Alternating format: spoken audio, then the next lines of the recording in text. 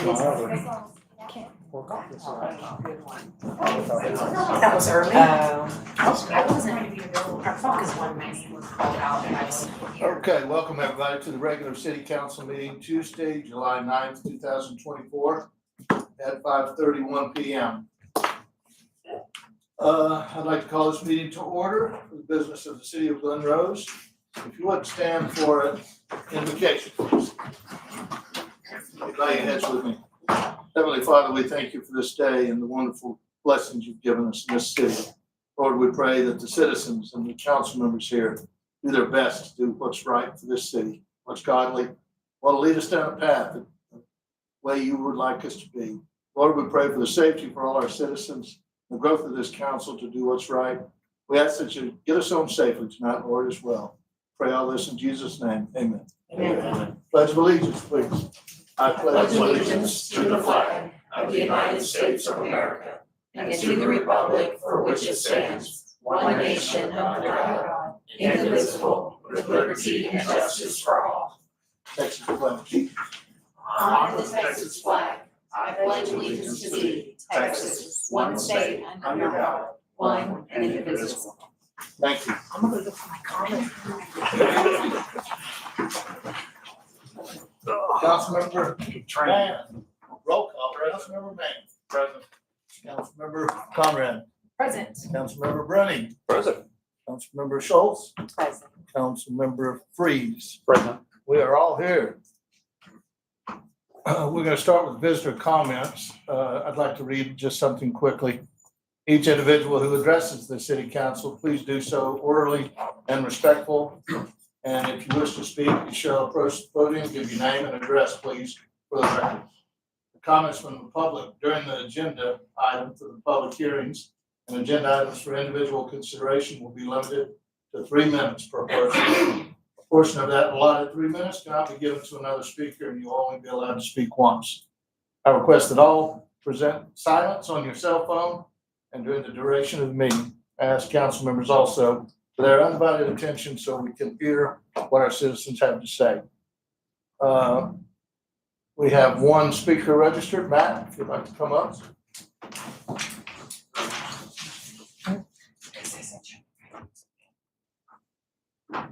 Matthew Cookta, 1079 Highland Drive.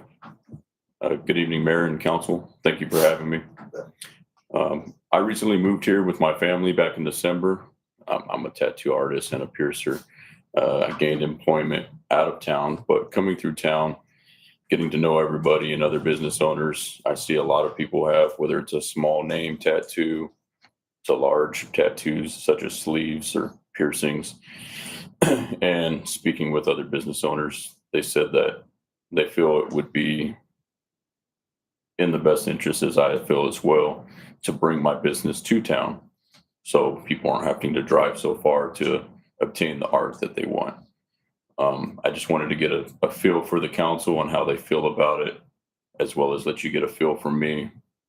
My goal is to bring this type of work to town.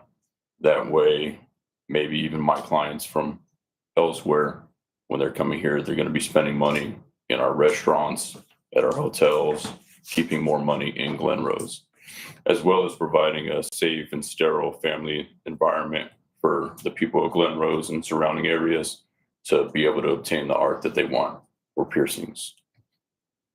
I'd like to attend more meetings to get a feel for the council and how they feel about me and my work. And I'd like to leave everybody cards, if you'd like, with my information as well. I know zoning wise, it's very specific to where I can open up a shop. I am looking at a couple buildings at the moment. I know the square, it was recommended to me that the lawyer's office is going to be moving out, but that is B1 zoning and it would take a special permit. I would prefer to stay on 67. That way it's a little more visible for passerbyers, being a new business in town, everybody traveling for work. But as far as finding a location, I guess that's going to be what comes up first. I don't know if anybody would have any questions for me. Ask a question. Yes, sir. Discuss. Yeah, they can't discuss anything. Oh, okay. You can ask him a question as long as y'all don't get into a discussion. How long have you been doing this? 16 years. Oh, wow. Are you looking to be the only person in there, or are you gonna have multiple people in At there? the moment, I'm just looking for myself to be in there. But my fiance, I am going to train to do piercings as well, because sometimes a woman feels a little more comfortable being pierced by a woman. So I would like everybody to have a great experience and get what they want from who they want. Anything else? Please leave your card. I'd love Yeah. to follow up with you about it, Yes, for sir. sure. Will do. Thank you for coming. Yeah, Thank you you. for Thank coming. you for That's having me. great. Thank I you. appreciate it. Okay, before we go any further, we are removing items 9 and 17 from the agenda. And we will begin with items requiring public hearings. Item number 1, public hearing regarding a request for a variance from the minimum rear and side yard setbacks for the property located at 109 Skyline Drive, being 0.230 acres in the Vista Ridge addition, lots 8 through 6, and identified as parcel number R15465 by the Somerville County Appraisal District to allow for the construction of a carport. And for the record, Richard Bruning has recorded and filled out a conflict of interest form for the city secretary and won't be on council for this item.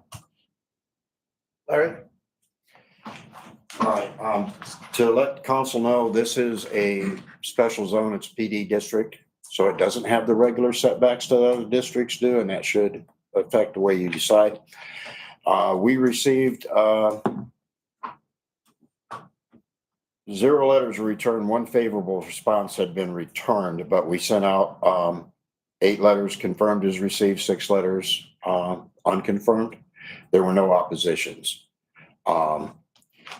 With what Mr. Bruning is requesting, I don't see any reason why we can't. It's up to council. Any questions? The property that this is abutting, is that the one that we received? I don't know if that's the right term. Oh, wait, Hold that discussion, yeah. Okay. Go ahead and open the public sorry, hearing. that's right. My bad. Thank you. Okay, I'm going to open the public hearing at 5:38 PM. Anyone wishing to speak in favor of the variance? Anyone wishing to speak in opposition to the variance? Okay. Close the public hearing. Discussion, consideration, and possible action regarding a request for the variance from the minimum rear and side yard setbacks of the property located at 109 Skyline Drive, being 0.230 acres in Vista Ridge addition, lots 8 through 6, and identified as parcel number R15465 by the Somerville County Appraisal District to allow for the construction of a carport. Would the applicant like to speak? Sure, I'll speak. Good evening, Richard Bruning, 109 Skyline Drive.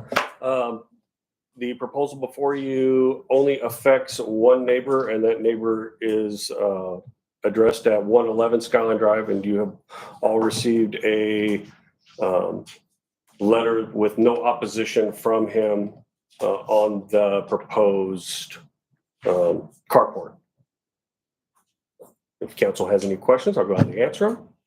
So as Larry was referencing, is this because of the planned development, then in a regular zoning, there would be more space between the houses, in which is The what would be normal necessary? requirement for residential zoning would be a 3 feet, 4 feet to the side. 4 feet. 4 feet to the side from your property line. I'm basically going to be pretty much butting against the property line just due to the size of the existing driveway that's there. And as you can see in the picture that's attached, it's already concreted all that way. I'm just putting a covered carport to protect the truck from hail and any other damages. So What is this carport going to look like? to be determined. I see. I'm thinking of just a typical 3x3 steel posted A-frame with a metal roof type of carport. And in looking at the picture, this is being set on the existing driveway, so Yes, that's already there, so this is Correct. just going over it, yeah. What's the exterior view look like up there on those houses? Not the view off the hill, but what's the front elevation look like? The front elevation, Yeah, is vacant this lots. brick and the front of your house? Front of the it house is all brick, stone. Stone? All the homes up there are either stone or brick.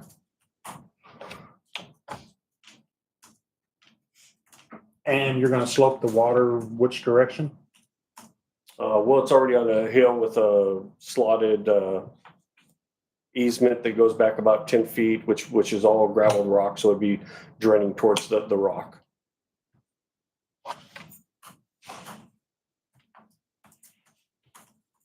So just to get it right, you're gonna, if we're looking at your home, you're gonna have your roof tilted this way rather than this way. It's Is gonna that be what an you're A-frame, saying? so if you're staring at A-frame. the driveway, it'll be an A-frame, it won't be a flat. Okay. Any other discussion, questions? I move to approve let me read it exactly right. I move to approve the construction of the carport for the submitted, 109 Skyline Drive. I second it. All in favor of approval?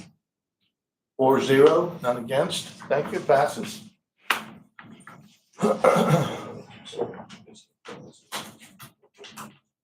We're going to close the public session regular meeting at 5:42 PM. We will go to executive session in accordance with provisions of Texas Open Meetings Law, Subchapter D, Government Code, Vernon's Texas Codes, annotated in accordance with Section 551-071, consultation with an attorney regarding interlocal agreements, Section 551.072, deliberations regarding real property. We only have 2 items, so hopefully we'll be back here shortly.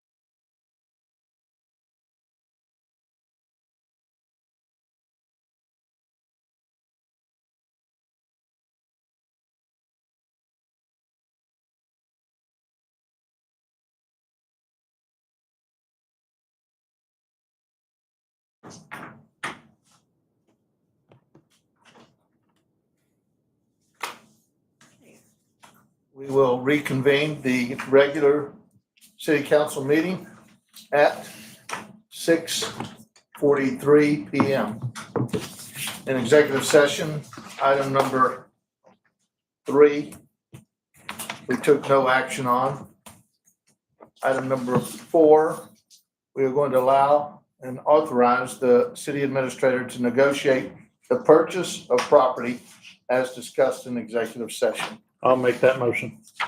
I'll second. No, you got it, you beat me. All in favor? 5-0, passes. We'll move to individual items for consideration. Number 7, discussion, consideration, and possible action regarding an ordinance amending the City of Glen Rose Code of Ordinances, Chapter 14.03.009, taxes.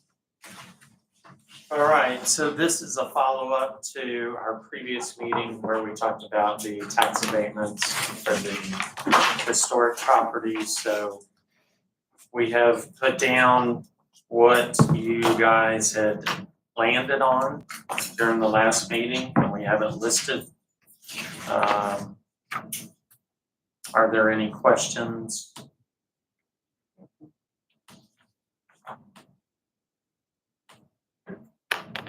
So I got a couple. Number one, in the existing 1403, it talks about the 5-year.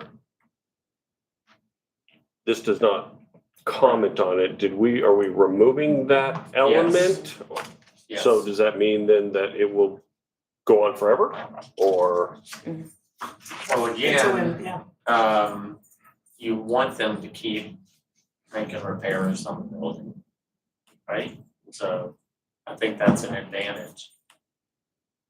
Okay, and then the other thing I got is it talks in the existing about the January 1st date of us, or actually it says HPC is supposed to notify the chief appraiser. And of course, that's not in the new one. And we know that that's supposed to be council, not or staff. Does that need to be addressed in the amended ordinance that So it won't is go to being the proposed? appraiser because it's not a tax abatement anymore. It's a reimbursement based on the amount of taxes you pay. So we're taking the tax district out of it. They're out of the game. Yes, Yeah. it's based on your taxes, but it does not go through the tax office. Thank you for the clarification. And verify with the receipt. And how does it impact the ones who are currently in the old system? At the bottom, there's a note saying they Sunset, continue okay. until they reach their 5-year maximum. Okay. But then they'll be able to roll into the Yes. current program, right? Yay for them. Heck, yeah. Dang it. Good for everybody.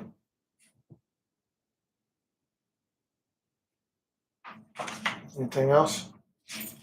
Make a motion to approve the ordinance as presented. Go ahead. No, you. I'll second it.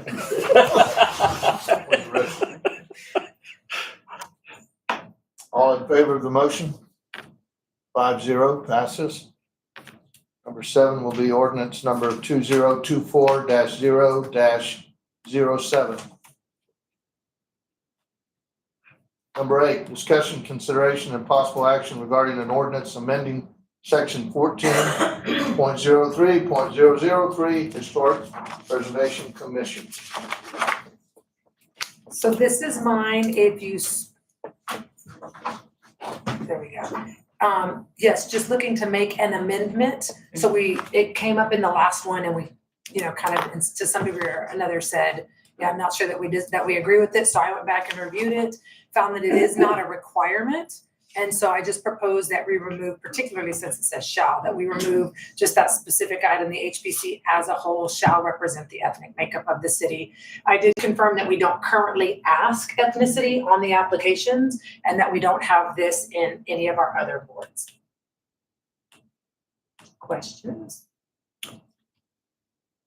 What are the thoughts of, and this is just an option, if that proposal gets, doesn't pass, of maybe even just editing it and amending it to say something like an attempt as a whole shall be to represent the ethnic makeup of the city with primary composition falling under subsection B, which would be back to the qualifications of them having architectural. Yeah, So- as long as they have to meet those requirements, so you don't get a pass on those requirements. It's the best candidate should be the best candidate. And then another way of saying all things being equal. So maybe if we just change it to instead of the HPC as a whole, so all things being equal, HPC candidates should, or an attempt should be made, because shall is a very definitive edict. So I don't know y'all's thoughts on it, someone else? I'm not opposed to having some reference to it as a consideration, but as a consideration only after the requirements have been met. I have a struggle with choosing somebody based on their race for anything, so.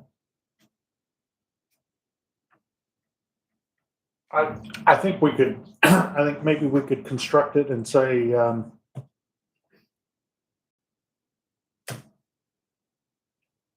as a matter of consideration, as a point of consideration,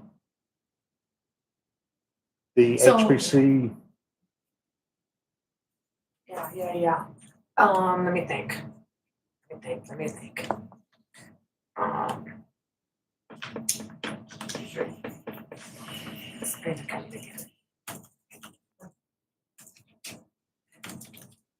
Attempts should be made for the HPC as a whole to represent the ethnic makeup of the city while ensuring section whatever requirements are met. Subsection B, yeah, Okay, let me try to rewrite that I don't again. know, it's just, Do y'all think it needs to be on? I'm fine completely taking it off, because I think at the end of the day, I have yet to be positioned with folks that are all exactly equally meet qualifications, and I have to come down to something.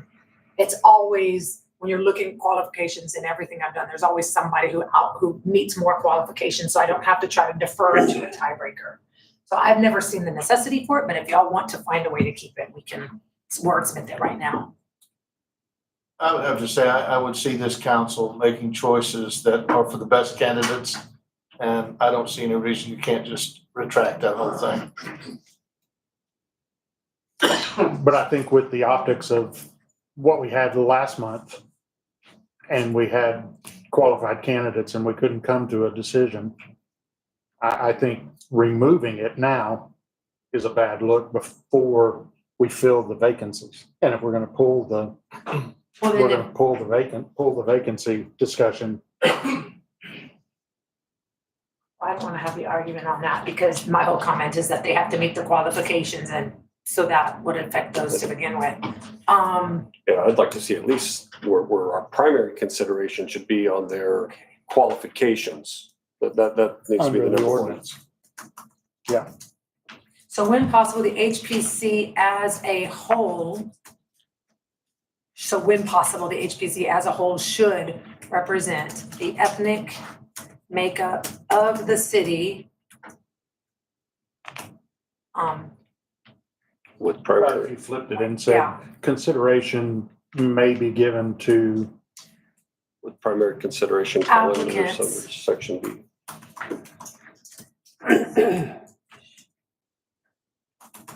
give me 2 seconds.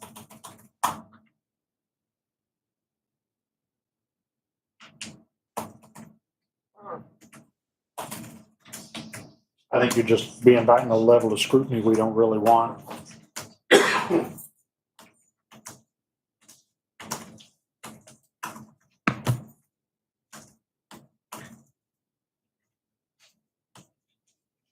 Should prioritize. Can you tell me what section that is, please, again, Rich? It is 14.03.003 Oh, hold on. Okay. 14.03.003, subsection B. subsection D. B as in boy. B. Okay. Board selection must prioritize. Oh my God.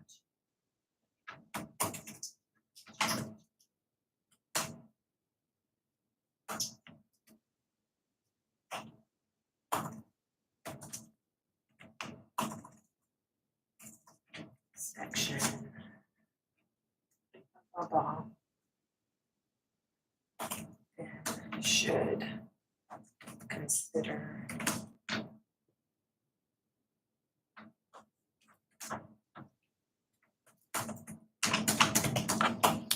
Of the commission. Okay, let me see this. This has it right. Okay, so board selection must prioritize section 14.03.003, then should consider the ethnic makeup of the commission to represent the ethnic makeup of the city. Okay. Read it I one like more that. time. Okay, I'm gonna say it slow, yeah. Board selection must prioritize section 14.03.003B, subsection B, comma, then should consider the ethnic makeup of the applicant, the ethnic makeup of the commission to represent the ethnic makeup of the city, To reflect. to reflect, yes. To reflect the ethnic makeup of the city. Okay? I will text it to Send us. that to Stacy, please. Email it to you, Stacey, so I'll read it one more time. The selection, board selection must prioritize section 14.03.003, subsection B, then should consider the ethnic makeup of the commission to reflect the ethnic makeup of the city. Perfect. That's not perfect, but it's all Thank you, Demetra, for Yeah. writing Get that. it on another one. That's what I'm gonna do. Thank you. Yeah. And I'll just shoot it to her. right. You want to discuss it more? Can you read it one more time in its entirety? Yep. Board selection must prioritize section 14.03.003 subsection B, then should consider the ethnic makeup of the commission to reflect the ethnic makeup of the city. And what was the word again? Must reflect? Must. Should consider the ethnic makeup. There's no musts in here. No, there is a must, very first must. Well, must prioritize Must section prioritize. 14. That's the one that has the That's the whole- qualifications. No qualification. So you have to prioritize the qualifications. From there, you should consider the ethnic makeup. Stacy, can we take comments from folks that are, if they want to comment? I think she wants to comment. You can ask, right? Did you have a I comment? do have a question, Uh-huh. actually, and I don't know if it can be brought up because it's technically not part of that section. But the third section that says that one member must reside in or own property in the historic Yeah, we preservation can't, we overlay. can't go there right now. I'm not asking about this, I'm asking about there's other criteria in addition to the one that you're looking at, so. Oh, Are in you addition going to to section, in your language there, are you going to prioritize like a? what if we, okay, so there's more than just subsection B. Thank you. Oh, wait, I had it on my, oh, I can look at it. I was like, it's right here. Do as we say shall be, okay, so. The commission shall consist of. And I'm 5 sorry, members. what is your name? Melinda Patrick, Melinda. 1379 County Road 27. Okay, hold on.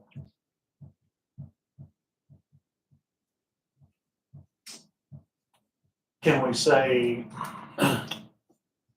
Once all candidates meeting all qualifications?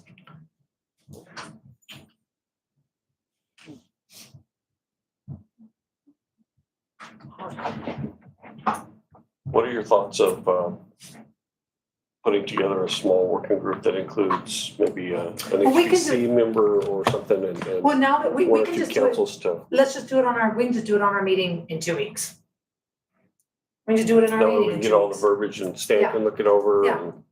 Yeah, Just the way that it's currently written, Yeah. it is a little bit confusing and it was hard for us to kind of navigate Yeah. at our last meeting where we made the recommendations. We weren't sure which one was really kind of the priority and then the sub-priorities. Okay, so then So let's that just clean guidance the would be whole very thing up in the helpful. meeting in 2 weeks and we'll get it, I'll get ahead of time and make some recommendations for some cleanup and send it out to everybody, and that'll include this and that.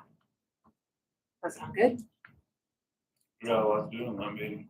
I will already have it done so that y'all just look at it and go, you are killer, yes, perfect, go. Or you and I can do it together if you want. I moved to table item 8 until the next regularly scheduled meeting.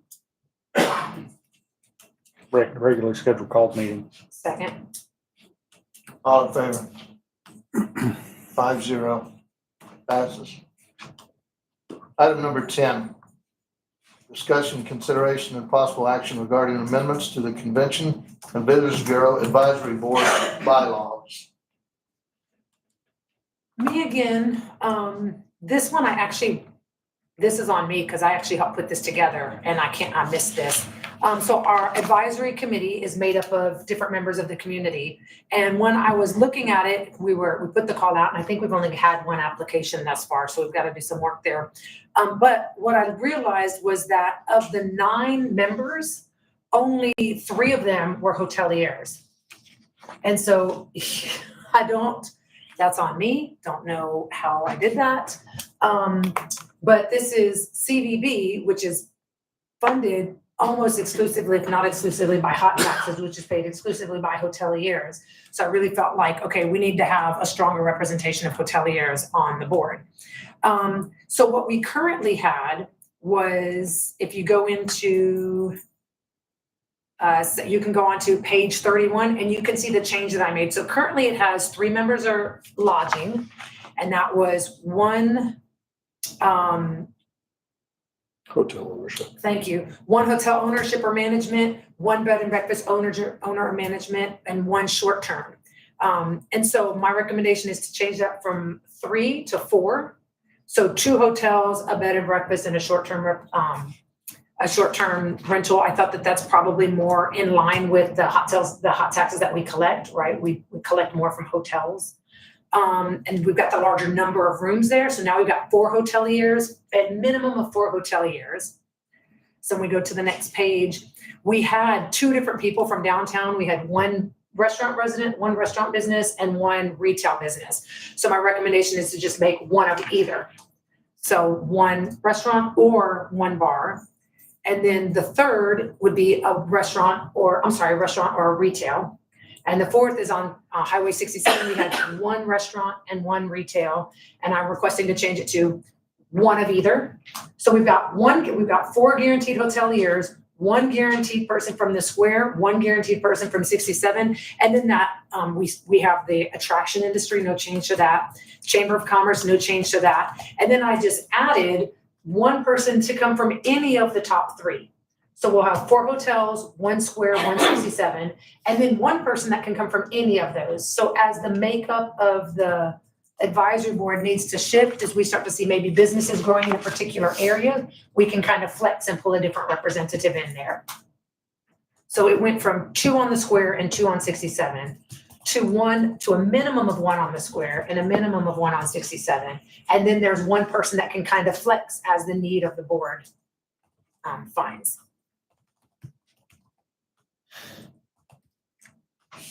Questions? And again, it was really a primarily attempt of increasing the number of hotelier representation. So it's a minimum of 4. It could be 5 if that last one is flexed into that. You already answered the one question I had, is how many applicants have we already received? And that actually also makes me think, Stacy, is there a way that we can banner the Glenrose homepage for this? And we can do, my plan was after this conversation, we can do a little legwork to start reaching out to some folks. If there's folks that are already active, if there's folks that have been reaching out and asking questions, if there's folks that have been offering feedback, then they may be somebody that Rita wants to reach out to. But before we kind of did some proactive, I wanted to make a change to this. Can I add anything? I would say that I think it would be valuable if we're gonna have 9, because I know it has to be an odd number. But if we're not gonna do 7, if we did 7, we could probably just kind of keep it the 3 and the, how. If we went with 9, I would say we should think about both, like one of each retail restaurant in downtown and 1 of each on 67. Just because I know they're gonna have a totally different point of view. And the thing I don't wanna run into is a retail space on 67 one, it's just always about downtown, and I get like that, and I'm just kind of like concerned that if we have the 9 spots, and we are so small. I get that, but here's my thing is this is hoteliers' money. We're spending their money. And so they need to have the greater weight about how their money gets spent.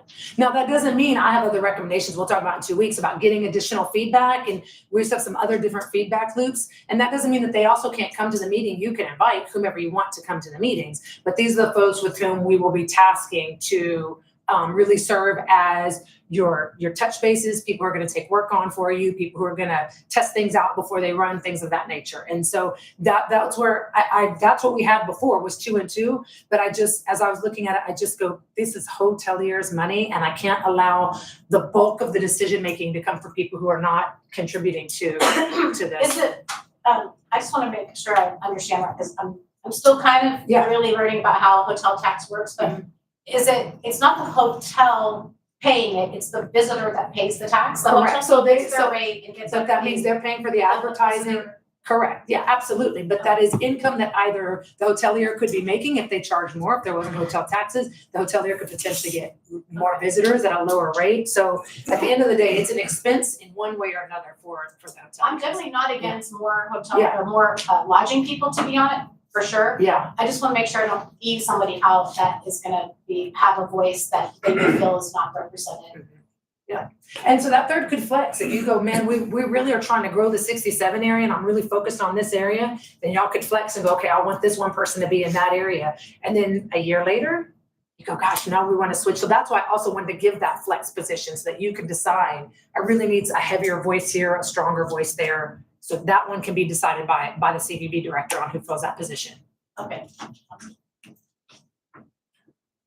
So who do you envision is the 2 hotel ownership or senior Yeah. management? Not the people, but Yeah. what slot is that? Here's a reason why I thought that was really important is we get a free benefit from that. So folks that manage these big places, your Best Western, your Baymont, your Holiday Inn, their company has tasks, has trainings, hey, let's come this year, we're gonna strategize what we're gonna do this year. So by having 2 people who have access to that kind of data and analytics and strategy that they get to use, and then they can share that with us.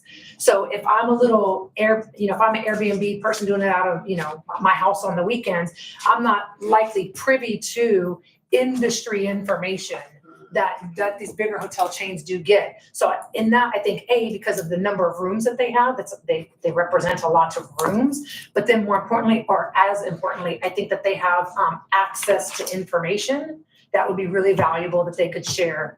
And we would expect them to share, and if they don't, then they don't necessarily need to sit on that board. But that's what I'm thinking of, our big hotel chains for the number of rooms, but for me, more importantly, information is power.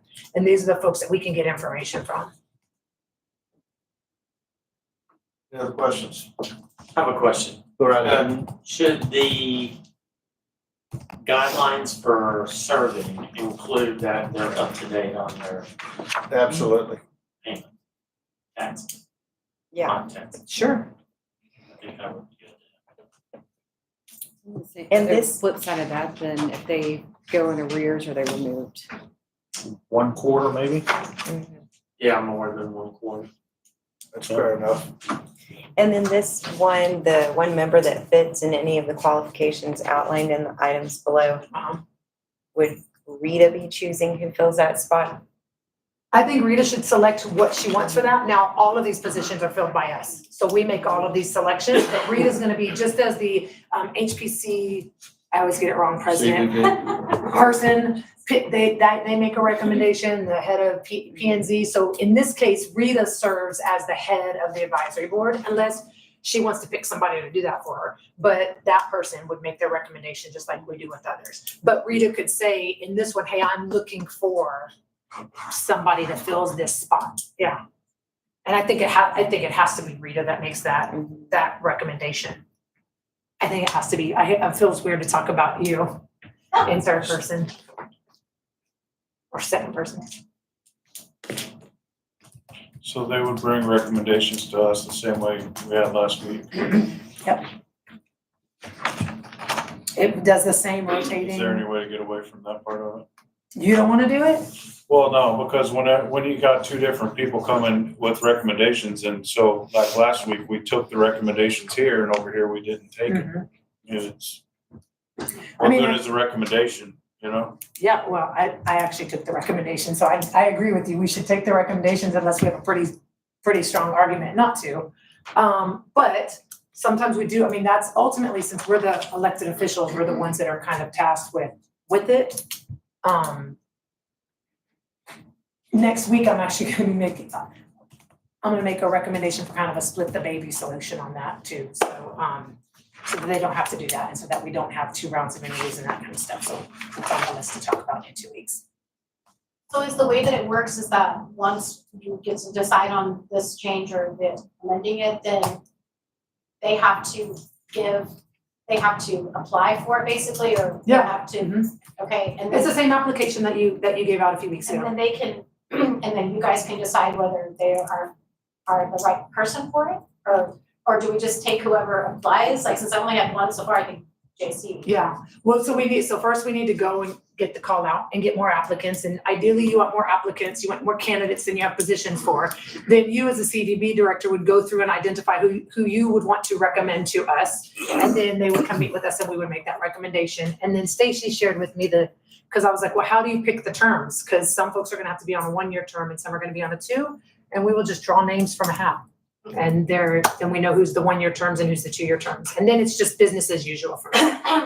Okay, and once, is this decided today, then it can kind of immediately, I can start giving out the application, or is Oh, this? yeah, this is, the only change is just kind of pulling 2 of the requirements to different places, but everything else has stayed the same, so yes, yeah. Okay, great. I know they're kind of eager to get going. Yes, yeah.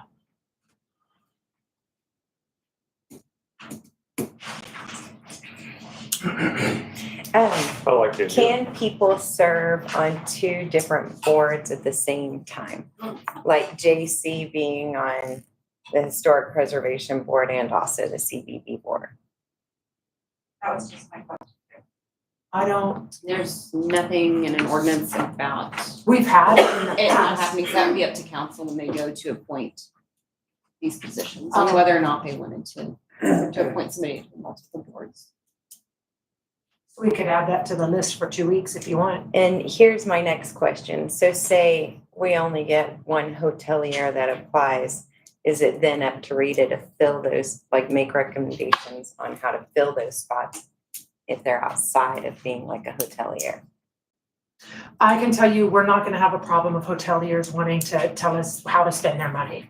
Well, any of these positions, you know, like if there's not somebody, I mean, should we build that in that she has, you know, Well, she doesn't have, final say, Yeah, but yeah, she, I mean, I don't so know that we have can't that. really I lock guess if this is in. something that we revisit in because we're looking at all of our boards, application processes in 2 weeks. For So sure, that's, so we can just see if we need, because whatever we do, we need to do consistently across all 3. So we absolutely. can just add on the list that has, I don't know if it's been sent out, have y'all gotten my 4-page I notes? did, and I Okay. read it. Okay, so in the 4-page notes, you can just add that on, because I think that fits perfectly in 2 weeks from now, and we need to be consistent with whatever we decide across the board, and if we have flexibility, like somebody can't meet a requirement, Yeah. in what places is it absolute, and what places is it? And they may just be able to function on less than 9 until one gets filled. I know That's, we've done yeah, that in that's the what I was past gonna too. ask, was can we Yeah. have a little something in there, maybe says if we meet Yeah. to 7, can we start meeting at that point? Because this is just As an long as advisory forum. board, this isn't a commission, this is For sure. y'all hang out and have a coffee and. Yeah, I mean, I So think, it still needs, I would recommend that it still needs to abide by the same laws, even though they're not required by the Open Meetings Act, they still need to. Even though they're not a body as defined by the Open Meetings Act, you want all your boards to, But then do they have to have, the They have to number have for a quorum? you have to have a quorum to have a meeting anyways, even if you're not Yeah, a yeah. governing body. Yeah. but am I allowed to Absolutely. meet with them, like, and otherwise, like, I mean, I'm allowed to just like meet up with Yeah. them, to just talk until You this is all. must. Yeah, okay, I You must. just wanna make sure that Yes, that's. yeah. Yeah, but I think what Stacy's saying, any recommendation that's going to come back from them through the board needs to come from a formal open meeting that's Oh, been yeah. published, so people know it, Yes. have an opportunity for input and discussion, and then here comes the recommendation. So action from the advisory committee versus I run into you on the square and we're talking. Right. Yeah. Yeah. Got it. Yeah. Big difference.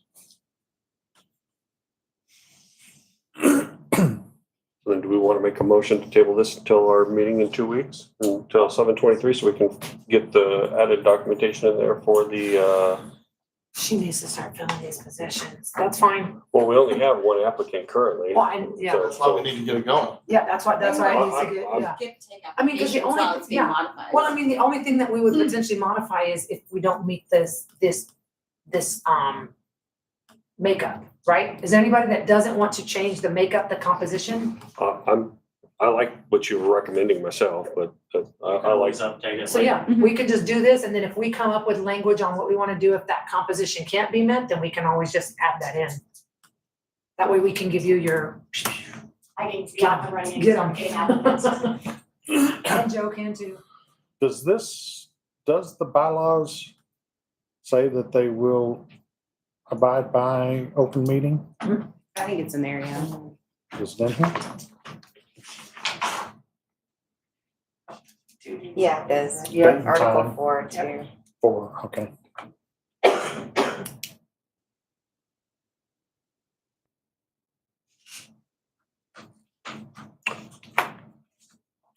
well, if that's the case, How about we actually say, there it is, Texas Open Meeting Acts. Yeah, no, that's special meetings.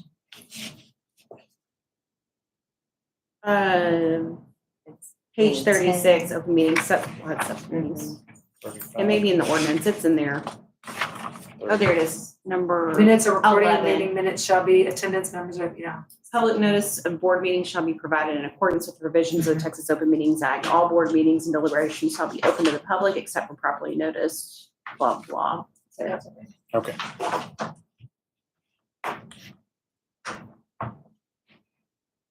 Flavor of the day?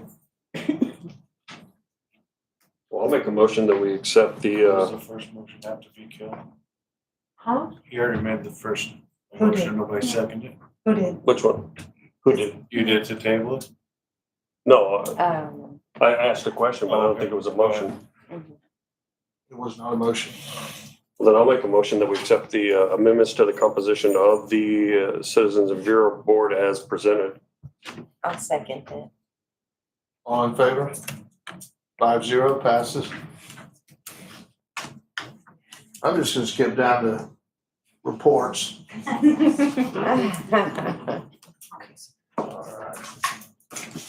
Number 11, discussions, consideration of possible action regarding amendments to the City of Glen Rose Code of Ordinances, Article 3.10 signs.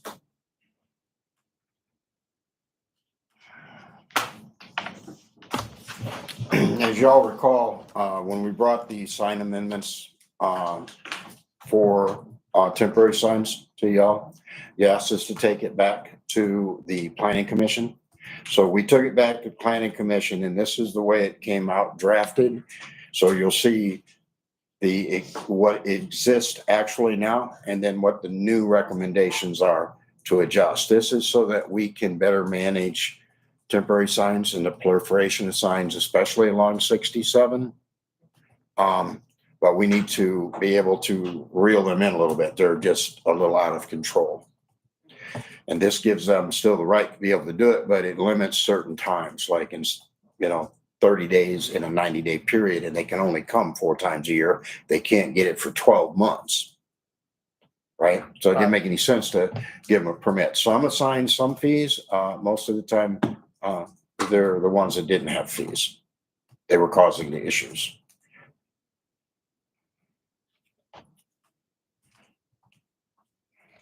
Question on that temporary 30 days in every 90 days. Is that because there are events that happen on an irregular basis, and that was the rationale to allow them to change? Right. Now, the 30 days in any 90-day period, we shouldn't have those end up back to back from that, but it could. That's in the definition where it talks to 30 and 90. Because it said 90 before, but it's now 30 days, and they would just be able to, perpetually come in and get those requests for temporary signs. Now, some of them, there are events, right? So you're not going to have the same event in that 90-day period, right? They spread out. And so the event would be different for each sign application. mostly the sponsor of that event's gonna be different as well. So would this fall under though the same category as a business that has a temporary sign while they are waiting for construction of a new sign? Once again, oh, yeah. Because my concern would be if the business that is creating a permanent sign for them can't get it up and mounted and everything within 30 days, at least the way I'm interpreting it, they can only have it up there for 30 days. If it takes a business 45 days to construct their sign and get it mounted and everything and pass. Well, I would think as long as you have an invoice and a proposal to show that you. Yeah, I think we can adjust Extend it. for, there needs to be a little flexibility in all ordinances. Usually that falls on the, in my case, on the building official for this type of thing. And we name that a lot in here, building official, to make that decision. That was deliberate. That was so that we could manage it and we have that flexibility when we need it. It's not intended to be totally rigid. Right, so we can make those adjustments. And we already have similar to that right now. The little coffee shop has a temporary sign up front right now. And they're having their old sign remanufactured. By the way, they came in before the prohibition of pole signs. Great. So they're the last pole sign. No more pole signs. Freestanding signs. Stuart? Just to be clear, are flags considered signs or no? Yes and no. We have the thing with the Glen Rose school sign, flags. They should not be, of course, we want to support that. We want to support American flag, those type of things.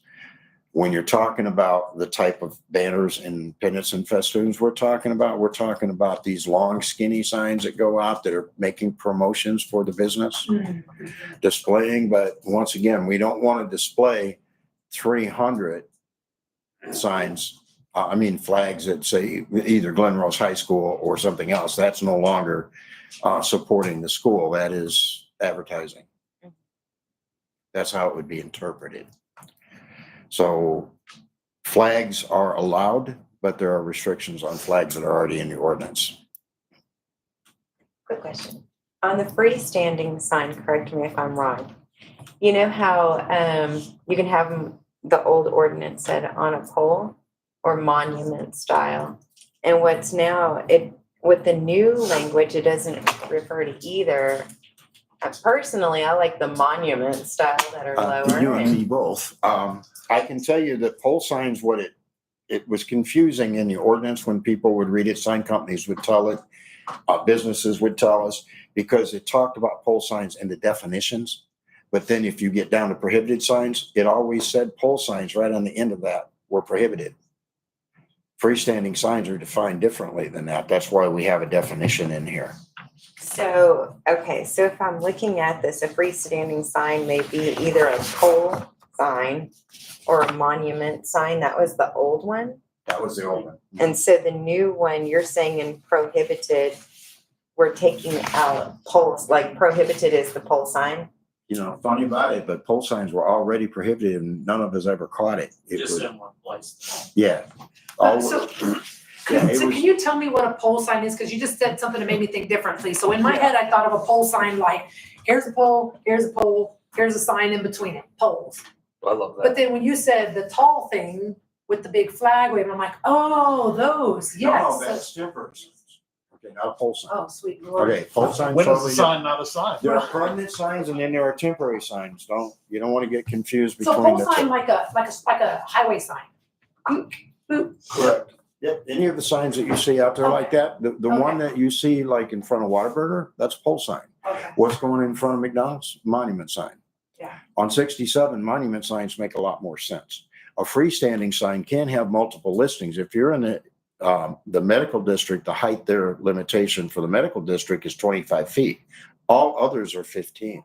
We have an application in just now that came in. It's going to list multiple things, clean up that little shopping center, but it's with 16 feet. So I had to tell them to take it back down to 15. So what about monument signs? Are they considered freestanding signs now? And it's just not Yeah, those are- specified? Those are They meet the freestanding or freestanding. what we call ground mount signs. Okay, Now there's the base of it and then there's whatever's going to be in the rest of the message.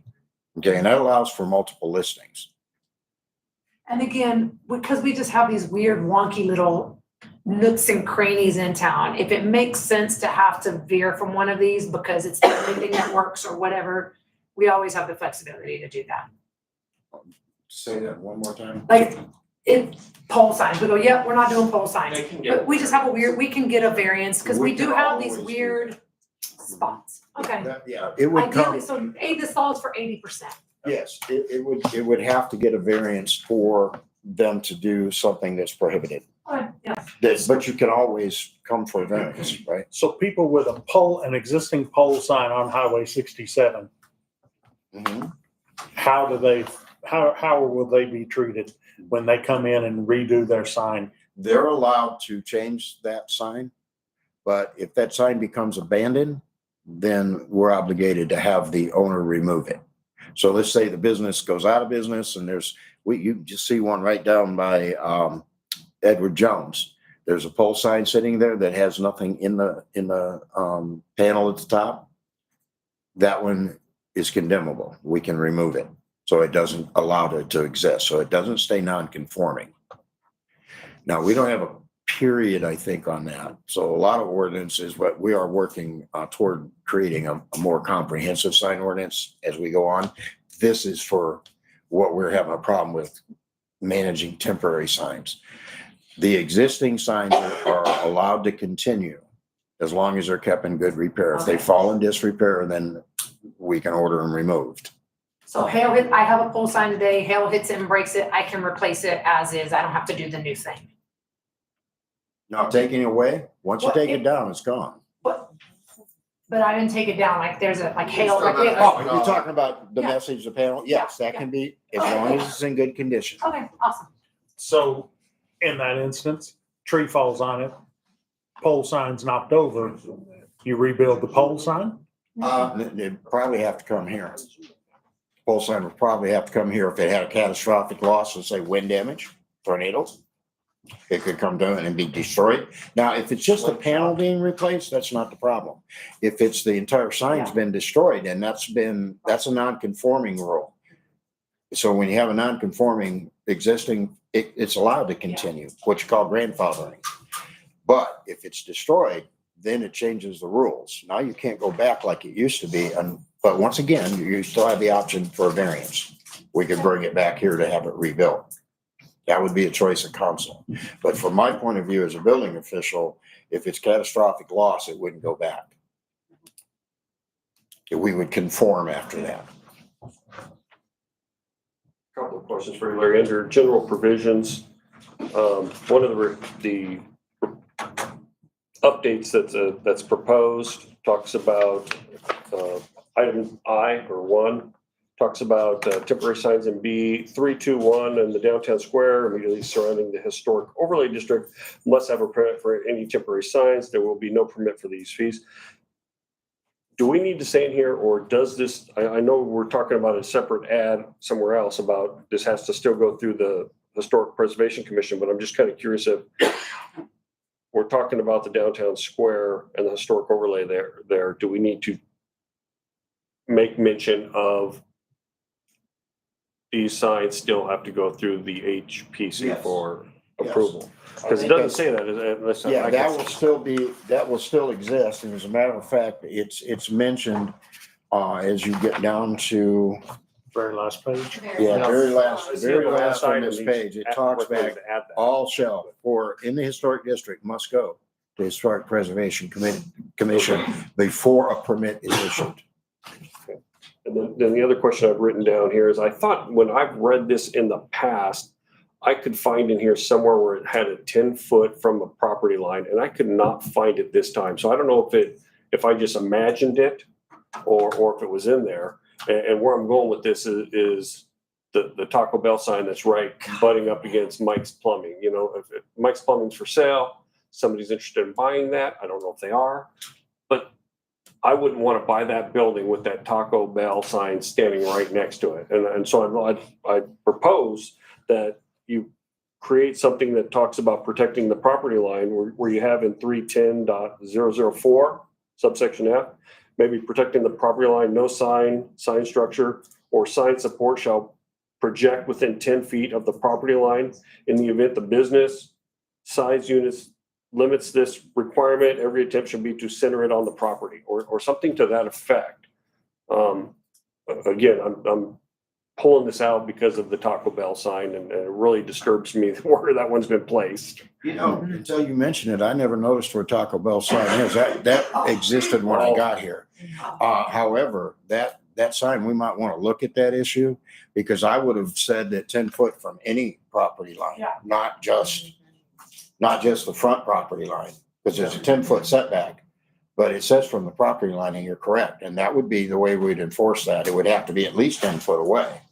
But once again, going back to the monument signs and the ground mount signs, that's going to clean up that. We have really clear vision down 67, so we don't need all these tall pole signs that are for divided highways. You know, these massive ones, the Exxon Travel Plaza, you see that thing way up in the air? It doesn't need to be way up there. We can see it when we come in. And that was big feedback on the comprehensive plan. That was one of they gave different images for people to react to, and that was one of the strongest reactions in the negative in the comprehensive plan was the street that was just filled with those tall pole signs all the way down. So we're in alignment. I'm always looking to see is what we're trying to do in alignment with our comprehensive plan, and this clearly definitely is. That's part of the intention of this temporary fix until we get a more comprehensive sign ordinance. This will take away a lot of that proliferation of signs, all that clutter. It makes it easier for you to find what you're looking for. Larry, I just have one issue. In, where's it at, 310.004, I suppose, under general provisions. Number II, temporary grand opening signs require a permit and a fee. $10. Yeah, and I know it's de minimis, but we don't require a fee for temporary signs. But yet somebody's opening a brand new business, we're gonna ask them to pay a $10 fee. That was placed in there, not by me. Okay, that we did have the commission look at this.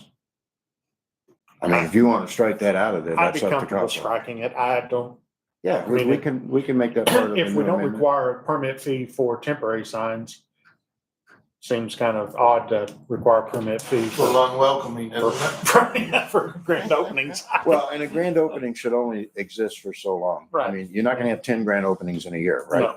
No. They'll try that though. Or going out of business, you'll have that happen 5 times and it's the same business. Going all out, he's going all out for business. That's Yes. what they do. Yes. You want to strike that out of there, we can definitely remove it I as would part of the prefer that. condition of passing. We do need to take action on this so that we can start cleaning up. the Strike signs. this fee out. I did it. It's out. I think everybody okay with striking that $10 fee? I am. And with the addition, so the changes would be to remove the $10 fee and the addition of the 10-foot Mhm. Property line. Property property line. line. Well, that may already exist. We just never looked at it from the side property line. I'm not, because most people put it toward the center. of the- Property line, so. Right, We right. can I just would- say ensuring that that's, yeah. It needs to be at least 10 foot setback. That's required. Well, the current, Yeah, even in the current ordinance, the further you set back, a lot of times that increases the size that it can be because you have to see it, right? So it does increase it for each foot it goes back. the current's projecting over property lines. It just says no sign structure or sign support shall project over any property line. Right. There's So- a 10 so foot that- setback. But I couldn't find anywhere, and I could have sworn it had 10 feet in here somewhere, but I could not find it when I was reading it Yeah, I'm multiple. pretty sure it does say that. But like I said, my main concern is Yeah. the property line to your neighbors. Yeah, I got you. So I can, yeah, No, so then, I'm gonna look at that because if it says property line, and I do believe it does, I think you're right. I saw it too.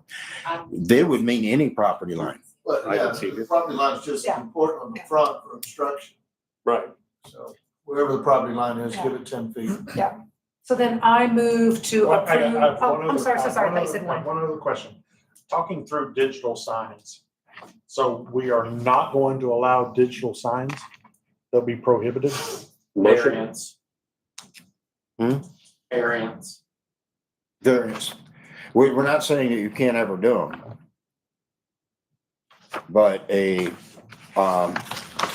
one of the problems you have with digital signs, and if you look at the one that's in front of the church as you get by Higginbottom's there, they started putting blue backgrounds there. If you go blue, red, blue, red, blue, red, what does that imitate? If it's in your rearview mirror, what do you think you're looking at? So what do? You get over before you realize it's a sign that's flashing you. So there are things that we need to do, and I think that we had this discussion at planning, and they agreed that we don't need all these flashing digital signs. Hmm. But Right they there. are existing, Does they'll align remain. with our vision statement, there we go. Yeah, and once again, if you want to do a digital sign, I think Troy's correct. We discussed variance is always an option.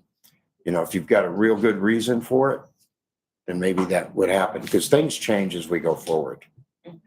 But your LED signs, all these big movie picture signs going on right there, that's distracting to traffic and it causes other kinds of problems. So we don't want to necessarily have a proliferation of those either. Once again, that's controlled by council then. If not, you'll get somebody to put a strobe light. Yeah. It's always that guy. Yep. Do you have a comment, Veronica? The setback, I found it. It's in 3.10.043. Says 10 feet. Yes. Yes. There it is. Okay, so. Yeah, and we can apply that both ways. Always. Yeah. Okay. I move to accept the amendments to the Glen Rose Code of Ordinances, Articles 3.10 signs with the removal of the $10 fee for grand openings, temporary signs. I second it. All in favor, the approval? 5-0. Did you raise your hand, Candace? Yes. 5-0 passes. Hey, Larry, this has been a long time in the Yes. making, so thank you. This is Well, it took a wonderful. lot of effort from administrator, myself, and once again, we had planning and zoning involved in it. Yeah. So this has got this portion done. We've got more to come. All right, thank you, Larry. Love it. Awesome, Thank you, thank you. Larry. Stacy, ordinance number 2024-0-8. Yes, sir. Number 12, discussion, consideration, and possible action regarding amendments to procedures for placing items on the agenda. Hey, me again. I got to go through my list and actually get stuff turned in. This is actually one we've talked about quite a few months ago, and so I just thought that I would put it on. Right now, anyone can go on the agenda. There's one thing to be able to come and do the open comments at the beginning, which everybody can do that now. But also anybody can come in. We don't have any parameters around just putting an agenda item on. And so my recommendation is obviously we continue with the open forum section. But if anyone wants to come on, have an agenda item to either get a council member to sponsor it, just one, or city administrator to sponsor it. Mhm. So we've actually had instances in the past in which there's been some conflict caused from those, but again, if I'm willing to bring on conflict, then that's fine. I'm happy to do that sometimes. So this would just make anyone would have to get from any one of us approval to come on, or the city administrator. I liked it. This kind of feels like a solution in search of a problem, though. I mean, when have we had an issue? I would say that we have, You have. and for that exact reason, I'd rather not bring it back up. I'm glad you don't remember it. That's good. That's great. But I promise we have. But here's the thing is, does it happen very often? No, absolutely not. But it's one of those things that you're like, oh, dang it. And so, Well, I've again, taken this power from the mayor, you wouldn't have this discussion at all. I'm not trying to get 2 and 3 people on board, sir, just one. You just gotta convince one person. And that's typically, I've never had it say no. So again, it doesn't happen. Well, there's very no harm in it. George? I'm in favor of full and open disclosure and discussion. I don't see why limiting somebody is a bad thing. Even, Well, that's what we even if have it's a- our, Is that's it what we on have there our- they elect you? that is true. That's why we make the hard decisions, but we have to have the input from the people who are affected by something.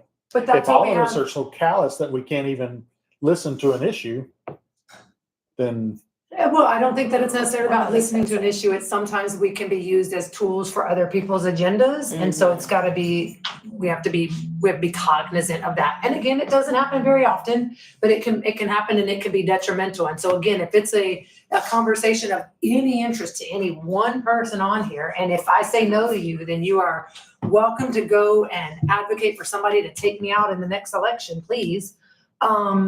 Then, you know, they can do that. I've actually never said no to anyone that's come to me with anything. But there have been folks that probably recognize that what they're doing is potentially detrimental, or again, trying to use this for an ulterior motive. And so as such, I say, if you can't convince one of 1, 2, 3, 4, 5, 6, 7 of us, then I would say also that you think about developers, and I've seen a developer put something on the agenda that shouldn't have been on the agenda. And so isn't that staff job to vet out developments and developers rather than come to a public meeting and try to build support when nobody knows anything about them? He could have been bankrupt in his last town, and he could be a terrible builder, and we've had some bait and switch in Glen Rose, Texas, right? So I think having this, we can vet those opportunities, I think, rather than let them get up and, I don't know. But anyway, There aren't many towns but I've like ever today seen we that let had- somebody. But today off we the had street. somebody come in that said they wanted to introduce themselves to us and let us get to know them and tell us what their intentions are. And that is, I am in no way recommending any restriction in that space. So they still come do exactly what happened at our meeting this morning, or this evening. I don't see a negative to the proposal. I'm trying to be the devil's advocate and think of something, and I don't see anything. I don't either. I promise, I think this is my last agenda. Yeah. For 2 weeks. For 2 weeks. Oh, y'all got next one. Right, good. You want me to move to? Okay. I move to accept the amendments to the procedures for placing an item on the agenda as presented. I second it. All in favor? Well, will you raise your hands just for 10 Sorry. seconds, or a couple of seconds? 4, all against? Abstention? Okay, we have 4, 1 abstention, passes. Okay. Discussion, consideration and possible action regarding a resolution of support for the Highway 144 bypass project. I'm skipping that. I just want to share with the team. Comment. Just, when we went to TxDOT, what I heard loud, and you guys, I apologize, I'm not geographically genius. So the loop that's in progress right now, and that we've already got the feasibility, they're really down the path on it, is the southeast loop. Do I have that right, Jim? Yes. 144 southeast, okay. That guy is still utterly important and massively important and must happen. But what I heard loud and clear from every single person that I talked to was they wanted, where was the second half of the bottom loop, the southwest side? So right now, go up 144, we've got the one that's coming out this, but there is none that's coming here. And when the traffic study was done in 2017 or 19, I can't remember which one. What they had said was essentially 70% of the traffic that went through the intersection on the square stayed within Glen Rose, meaning it wasn't trucks, it wasn't commuters going to work, it was people staying, taking their kids to school, going to the grocery store, etc. So now, do I think that percentage is the same now that we have a significant number of gravel trucks? No, but that still is a lot of folks that the bypass on the southeast is not going to help them. The bypass on the southwest, particularly for the schools, that's going to keep folks that are going to schools, going even to Brookshire's, will bypass going through downtown. So when I was talking to the TxDOT official, he said, okay, then we need to get a feasibility study going on it. And they said, when we did our comprehensive plan, this was part of the conversation with our comprehensive plan. So if you go back and look at that, we talk about wanting that remainder, the full component of the bottom half of the loop. And they had told us at the time that they weren't going to do anything until we had codified that that's what we wanted. And that a way we could codify that was in our comprehensive plan. So we did. So our comprehensive plan now references having that second part of the loop. So we've done the first step. So I said, what's the second step? And he said, the second step is to request a resolution to have a resolution for a request for a feasibility study. So that would be our next step to TxDOT, to get TxDOT to start looking at doing a feasibility for the southwest side of the loop. I emphasize that if we did that, would it harm in any way or be any detrimental to the work on the southeast? He said, no, they're walking through the steps where they're like, we're really far down that loop and this thing is happening. But it's better to not try to run them, not try to connect them together, but just have basically two parallel requests going at the same time. And they're already out here doing the work, so we can make that request. So what I want to do is talk to staff about working on creating a resolution to bring to our next meeting.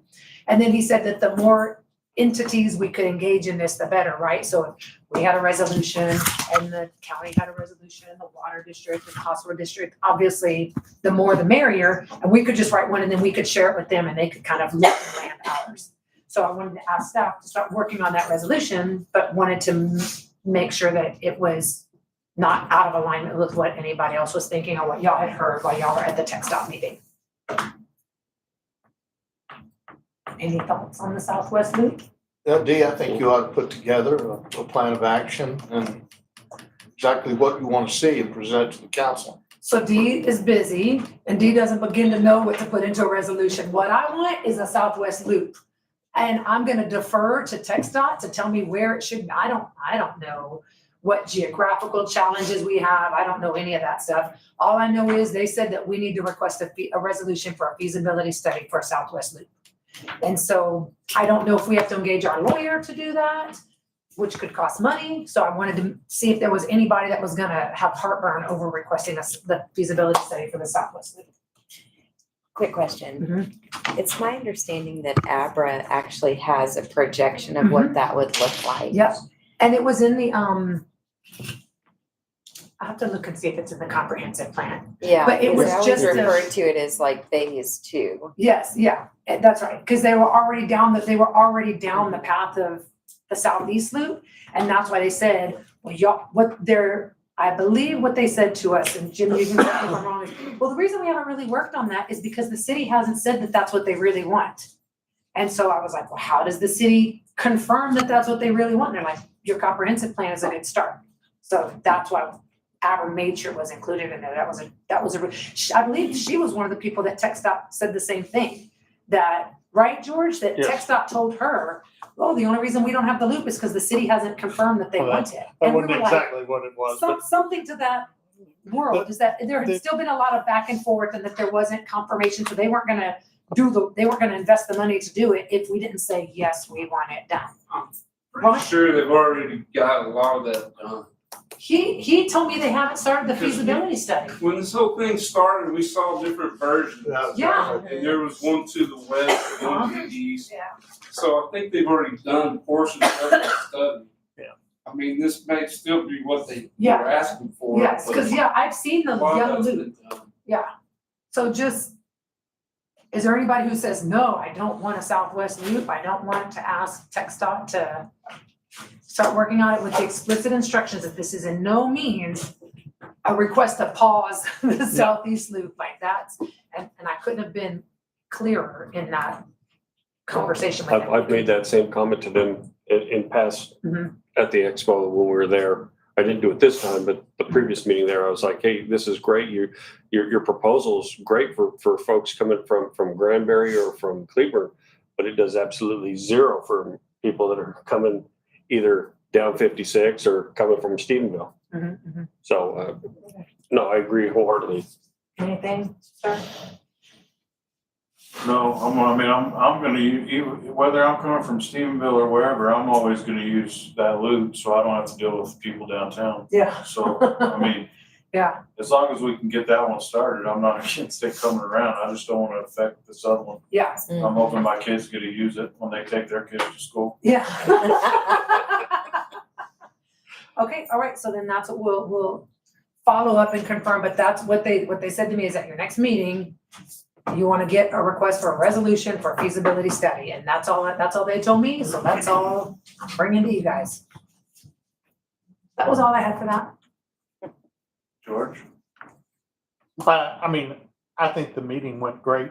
I kind of I was pulling this resolution together from 3 or 4 different sources that I had kind of read, and I just got bogged down in trying to get it all together. And I didn't have it ready, didn't have it kind of edited and looking all nice and neat. But I think that now that we have a project number and we have the opportunity to, kind of push forward with TxDOT. One of the comments that I did make based on discussion with some TxDOT people was, there's an opportunity for us to interject, some architectural features, some architectural ideas in the process, and the time is now. And so I made a comment that we wanted to be engaged with them on that and, give us some ideas of, what could be done, what we could look at. And so. Cowboy on a dinosaur. Cowboy on a dinosaur. It is. Right at that road cut. Picture of Rita, kind of profile, riding the dinosaur. Yeah. So. So you have to write a resolution for, you have to submit a resolution for that? For Is that what this is, for the architectural features? enhancements? No, a comment. So I submitted a comment to get us into the discussion. Mhm. So now they have the comment and they know that we want to be part of the architectural look. We want some opportunity to input into that. Okay. Of course, that means we're going to put some money into it, and how much that is and what that looks like, have no idea. What they discussed about was we would be responsible for the delta between what they spec'd and what we requested. And we could, if we made a design standard, then we could pick a la carte the things that we wanted. Again, this was a conversation I had with Troy earlier this afternoon. Had we had our ducks in a row, we could have had a GR on what's going to be the retaining wall there by the, there at the intersection of 144 and 67. We could have had a little design feature, even if it was just a simple GR in that retaining wall there by the sidewalks. Too late now. That ship's long sailed. We'll have to catch it the next time they do something on the highway. But there are opportunities for us to fund the look that we want to be able to ultimately gain. And this is the process. We have to have some architectural features designed that we have determined, a style, a look, certain features. We approve that list, and then they go get the bids and the cost estimates for us and tell us what we would be responsible for and how much we'd be looking at. And then we pick on like an a la carte. So if you'd imagine, lights, some decorative lights on this potential bridge that's going to come across the Paluxy, rather than just standard silver covers, we could have something a little nicer. Or, our logo in the Ballard where you're coming onto the ramp, you can have our logo right onto that brick. I think I shared with y'all the bypass loop around Tyler, where they came in and they put the rose in the concrete cast, and then they painted red between the uprights and the rails. So it kind of has an architectural look, but it's not just sterile. And so anyway, we can consider something. All right, we're gonna move on. Just a quick comment. Yeah. I just think it's important to know that the city is also responsible for maintenance and repair in perpetuity for that. So that's something to look at for forever costs. Whereas if it's just TxDOT approved, then they take care of all that. So But again, it's only the delta. that's it. But still, it's costs. You may need that $10 sign fee. I'll contribute the $10. It's only money, right? I'll contribute the $10. All right, item 14, discussion, consideration, and possible action regarding a proposal by the Next Move Group for a Housing and Economic Development Study. Roy? Okay, so, that's money. Okay, this is a study of, we've got the comprehensive plan. So obviously, we're very attuned to implementing the comprehensive plan, but it's a generic roadmap.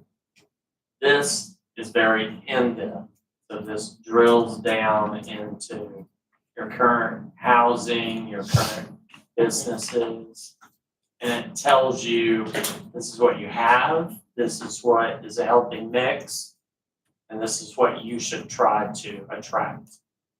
Because I think sometimes as a council, get people come in for various businesses. But we don't really, if you don't have a specific, plan for everything, then we kind of get lost along the way and we end up with 1,000 boutiques. Not saying anything about them, but it's not a healthy mix.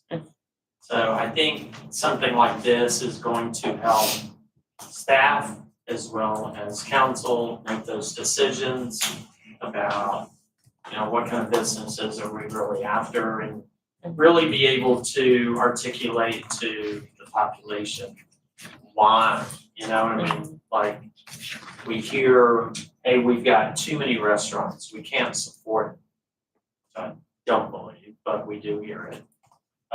Or we have too many of this type of business. And honestly, we've had conversations about sales tax, about, what is that secondary industry? If it's not gonna be 100% tourism, what is that secondary industry? What does it look like? And I think this gives you a roadmap to do that. So these guys had talked to me about the housing study, and we hear all the time, we need affordable housing. Well, first of all, what's affordable, right? But I think we need to expand that and think about what kind of businesses that we're attracting, really looking down the road 20 years, what's going to be sustainable, right? We see businesses come and we see businesses go. But I think we need kind of a roadmap of really what we are figuring for the future, right? Is it a distribution center? Because of the proximity we have to other towns. Maybe. You know what I mean?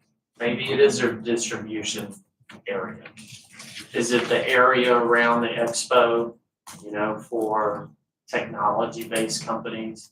Do we have the workforce to do that? I think this kind of thing really drills in and gives you a roadmap for, can you do it?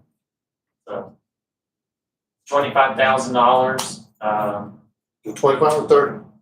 Plus travel expenses. plus travel. All travel. No, I talked to them today, they're doing a study for DeSoto. So they can coincide with travel along with, coming into the Metroplex. So I think we can reduce the travel expenses around that. But I think these guys are a very respected firm. They've been around a long time. They do business with a lot of cities that we know, a lot of cities in Texas. I think they'd be excellent. So we'd hire them for like the business study, but then also you talked about housing, That's a lot. single home versus multifamily. Sure. Well, they look at, so there's a couple things that, in theory, I love this stuff, but there's some things that concern me. So like when I look at their stakeholder outreach, bankers, realtors, developers, industry, business leaders, those are folks that have the greatest vested interest in growth at whatever expense, because they're going to be the ones to benefit from it. So I'm curious about how this would bump up against, because I would be confident that these folks would have a very different direction on what they'd like to see happen than the folks that we wrote that vision statement for. And so how is that bumped up to make sure that, they may, your typical recommendation is an XYZ mix. But when we look at the comprehensive plan and we have to take into account what our residents have told us, then that isn't I could see some cognitive dissonance between the two. So is that something that they take that into consideration and that is taken really as a key, as almost like, in order to get here, what do we have to do versus let us tell you where we think you should go? Does that make sense? Half of the equation is telling you who you are, because you are who you are, right? So, do we know service-related, how many service-related companies do we have? What's the percentage? If you had to guess, what would it be? Service related, as far as a percentage of total employment? Yeah. Well, it's gonna be skewed because if you include school district, Comanche Peak, Well, I wouldn't include them as a if service. you exclude those? Yeah. So you exclude them as the workforce number, right? 30%. Service industry? I bet it's probably 55 or better. If you exclude the biggest of the big, I don't consider them service. No, I don't either. But as a percentage, what in the question, what percentage is service industry of the overall? Yeah. Yeah, I mean, it's 55, 60% or bigger if you exclude those two. In the total. Yes, workforce. yeah. I mean, we're heavily skewed No, I towards love that stuff, knowing who we are, what employers we have, what employees we have, how many people are retired, all that, great. But when they start laying out their roadmap for, here's what we recommend for you, we are in this beautifully fortunate place in which we don't have to say, what's gonna bring me the most sales tax as our decision making. Whereas I don't think that's the luxury that most places have. So I would imagine that most of the people that they're visiting going, let us help you develop in a way that's gonna get you the most sales tax. And so I wanna make sure that they know the guardrails within which we're working and that in fact is not our priority. It's let me get you the most sales tax within the confines of the direction that our folks have told us they wanna move in. So it's really important to me that that is the expectation that's set and that they can meet that expectation. Because I definitely don't want to spend money for them to come tell me, hey, you need to open up every fast food that's on Glen, that's in Cleburne, and you need to bring in, a Ross dress for less. I want them to tell us how we diversify Yes. our workforce. Totally, yes. That's what I'm interested in. Absolutely, That's what yes. I want to hear. Yes. How do we attract 3 or 4 businesses that employ 15 people? Right. Yep. That's what I want them Yeah. to tell us. How do we target that? What should we be going after? What do we have to do infrastructure wise Yes. to be able to reach that point? Well, I think with the 9.5% Get fiber. unemployment rate, that I got it. And it's jobs, fast. good jobs needs to be part of the equation. Yeah. You know what I mean? 100%. Yeah. And I think as far as telling them what kind of business, you give them the parameters of, hey, we're a town, and you can see driving through what the town is, right? There's 2 Glenville. Yeah, I was gonna say depending. So, I think with the parameters of what the council's looking at, and they can also look at the comprehensive plan and see the feedback that people gave. It isn't growth at all costs, you know what I mean? It is smart growth. Let's It's be regional. precision about what we want. And let's go after it, you know what I mean? I think this is hugely important, if for no other reason than we've got to figure out our secondary and tertiary industries. We have to, because we are woefully unprepared for if something happens to our primary industry. So But I mean, we have I really do believe, we talked about the signs earlier and, we talked about the ordinance changes. It's so, cumbersome that we're just kind of trying to tweak it right now. But when you really think about it, you need something like this to really design on your ordinances. Because if you don't want uncontrolled roads, which we already had on 67, then you better have ordinances that prevent that. If you don't want multifamily everywhere, better have ordinances that are gonna prevent that. Or do you want it? I think those are decisions that you as the governing body, saying policy, need to to make, but you gotta know who we are. Exactly. Love it. So, I do too. and I think if you guys approve this, we'll bring them in, they do a presentation, and they hear feedback from you guys.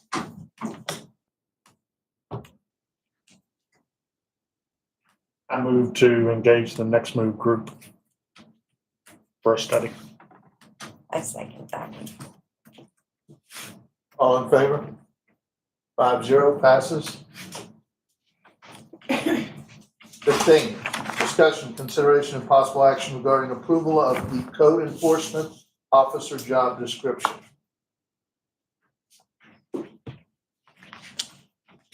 So after the last council meeting, I sat down with Larry and we went over the current code enforcement officer job description. We went through line by line and looked at the things that needed to come out and the things that needed to come in. You have the revised copy that I would like approval on. Is there any questions? I can go over what we took out and what we added if necessary. Can you hit the highlights? Sure. Of what you added? Yes. So the main things that we took out were managing the department schedule and records, managing the city's historic preservation program. These are all things that, of course, fall on Larry. And I believe at the time this was written, it was kind of intermingled.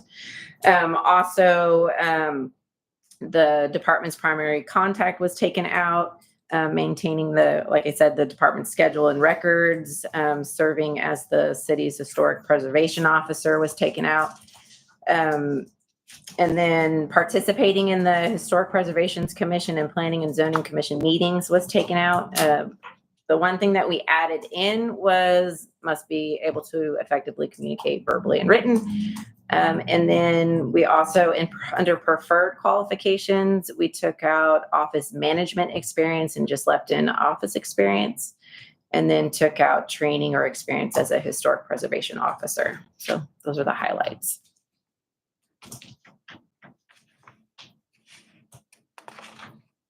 I like the things like promoting good public relations. I thought that was a great ad, talking about being proactive. I think that if we go, what is it that we need done? I think this is a good overlay of that.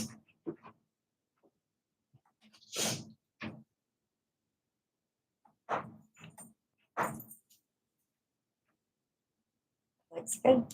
I move to accept the amendment to the code enforcement, or actually creation of the code enforcement officer job description. Second. All in favor? 5-0 pass. Thank you, Veronica. I guess you're still up. Discussion, consideration, and possible action regarding approval, animal control job description.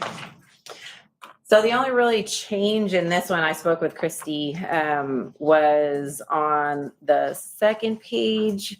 It says must have Texas Department of Health certified animal control officer certification or ability to obtain certifications within a 6-month period. It was swapped with 120 days. So I put it as 6 month, and then down below certification in animal euthanasia and or the ability to obtain the certification within 120 days. So it's now correct on both the part-time and full-time position.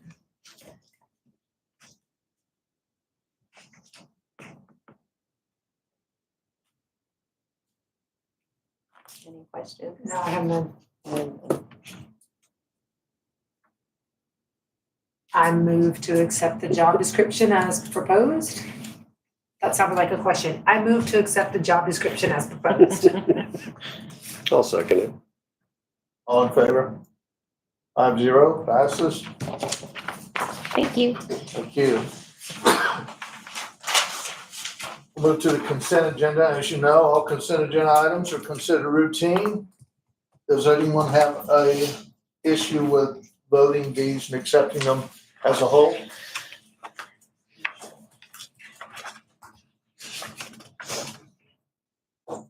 I'll move to make a motion to accept all consent agenda items. Second, all in favor? 5-0. All right, that's done. I'm gonna just pull a quick audible here. Rita has been ill and she's got a long drive. Would you like to go first? Oh, sure. Thank you.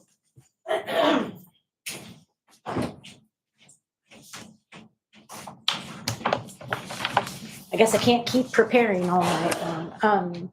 So I sent you guys the reports. Did you guys get a chance to look at those? I can't say that I, Looked like an EKG to me. I wasn't sure. well, and everybody loves a nice graph. So it's, you know, an easy way to kind of visually see what's going on.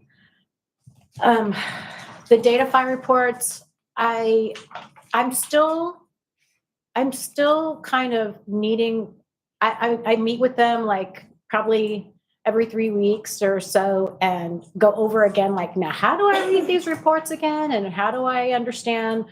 And so they came up with these reports for me to send to you guys. Specifically, we worked on them on a Zoom meeting, and he kind of put the definitions all at the bottom, put the polygrams so that everybody can like take their time and look at them and really understand what it means and what visitor days mean opposed to trips and all that kind of stuff. And it's just a new type of data for me. So I'm still, you know, heavily working on how do I really understand it. But what I get from it is the most important thing I'm getting from it is understanding where our visitor is coming from and where our visitor is going to. And that destination by far is the historic downtown district. So with those two reports, one was more overview, city of Glen Rose as a destination, and then concentrating on just the historic downtown and the number of devices picked up over the last 6 months. So, I mean, it's just really interesting to me. So what that information, what I do with that is I understand that our historic district it's such an important piece of our tourism that I'm not even sure how, you know, to really demonstrate that, except to say that I think in the past 20 years, you could kind of get away more with being like a sweet, quaint town that's this hidden gem. But in the day of an age of phones and visual and social and all those kinds of things, I really, really am excited for all of these changes that are coming to Glen Rose and improvements and aesthetic things, just simple things like signage and wayfinding, murals, art, you know, the GR, like George said. I mean, all of these components, if we can kind of somehow really come together in the meeting of the mind of like, if this really is our biggest industry, then I would love to see the historic aesthetic become more even so of a priority of really leveling up, where we as people that work for the city and then also our Glen Rosians, our locals can really, really feel like, wow, look at our amazing town. Look how far we've come. Look how, you know, look at all the amazing changes. So that's just kind of my own dream land of what I hope and see for the future of Glen Rose, you know, and hopefully, you know, like within the next 5 years, that would be just amazing. We just can be that premier destination with the river and everything else. Mm-hmm. Once our downtown is just like boom, I mean, it's going to be a whole different game, whole different ball game, I think, for Glen Rose. Let's see what else. Okay, so we have lots of influencer activity happening. We've got a family coming in this weekend. They're going to stay at High Hope Ranch. And it's a family of 5. It's a couple and their mother and their 3 children, and they're an African-American family. And I absolutely love that we're hosting them because I really would love to see a little more diversity in Glen Rose, you know, as we keep moving forward and reaching out for tourism and influencers. I just think we're ready for that, you know. I have other influencers coming at the end of July, another one coming August, and then the map lady is coming in 2 weeks, and she's staying for about 3 days, and she's going to start really surveying, hand drawing and creating our focus map on the historic district, and then turn that over and it will be the overview, 67, all those businesses. Every single business that wants to be on this map can definitely be included right there, and it will be exact. The little dinosaurs will be all over it. It'll just be amazing. I'm really excited for that. Let me see. And how often is that updated? Anytime we can, yeah, we can, it is digital too, so you can have it, it's gonna be amazing. We're really only like one of like 12 cities that have had her do one. It was kind of a fluke that I asked Bernie about their map. I was like, where'd you get this? So it's amazing. How are we reaching out to the business owners to let them know this is happening? I have already talked to most of them, at least around the square for sure. And then I posted going on in Glen Rose, and asked everybody if you want to be on, whoever wants to be on the map, put it here. I've saved And then we that. followed up with all them. I remember that post. There was a lot of comments. We followed up with everybody. Yeah, well, I've saved it, and then I just have to give the information to her, and then she just, that's why we pay her, because she's. For the chamber being on the advisory, that's why. I think that, when I first saw the chamber as taking one of the advisory board things, like, but like this, because then you get to tell that person, and they get to go out and tell all the businesses, yeah. Well, we had a choice to make the map where she could go around and get advertising if people want to be on the map in an advertising space. But I felt that it would be a good opportunity to just give that as a gift to the visitor without all of the ads in. It's just a beautiful map. They can write on it. I mean, she's really thoughtful. She's like, we use this kind of paper because this is the kind of paper you can use a highlighter on. People can circle things. It's very useful. They can write on it. People don't think of that when they're doing other kind of maps and stuff. So they want to make them pretty and colorful, and they're shiny, and then you can't write on it. And do you have a digital or interactive version as well? I don't know if it'll be interactive. I have to ask her about that, but there'll be a digital version is what I'm told. And they only cost about 30 cents to print. So I just felt like it was just something that the Visitors Bureau could pay for, at least initially. And then if people love it, they want to renew it next year and do ads. That's fine. I'm excited about it. I just don't want somebody to miss out on it. And so when you get all that information together, if there's some places that you think might, aren't, maybe they didn't get the word, if you'll let me know, I'll go knock on their door. Awesome. Thank you. That'd be great. If we just had somebody who was like the hometown voice or something. Yeah, right. If you can find Hey, somebody. there's 83 local shares on this, 83%, and I think I'm 70%. I'm doing the best I can do. Find a I love $20 it. bill. I'm gonna find one when we get out there. Aye. Okay, so Thank you, Rena. thank you. And as far as hot techs, I'm told that compared to the same month of last year, we are slightly down, but for the year still up. It's Country Wood said she's doing great. She's up 16% from last year, same month. Baymont's up also. So I don't know. I think I'm still on a kind of a test run of just, understanding and figuring out how this all works together. But I do know that I think I've been really thinking about what's the next really big outreach I think is necessary to improve and really get traction. And it kind of goes back to what I was told by the mayor when I first got this job. And one of the first things he said was, I want you to reach out to churches. Mm-hmm. And, it's taken a while for me to really sit up on that and understand what does that really mean. And since now I've been in Glen Rose for 6 months, it is crystal clear to me that we are a town of faith and that most businesses have a Bible verse on the wall, or they really do. We pray before this meeting and we pray in Jesus' name. And so it's not to say that's their only customer, but I think it might be a visitor that has been overlooked as far as really appointed outreach, appointed campaign for faith and family, a place for youth groups to really come. All these churches in our regional, there's so many churches. I mean, it's just kind of like right there. we're in nature, God's creation.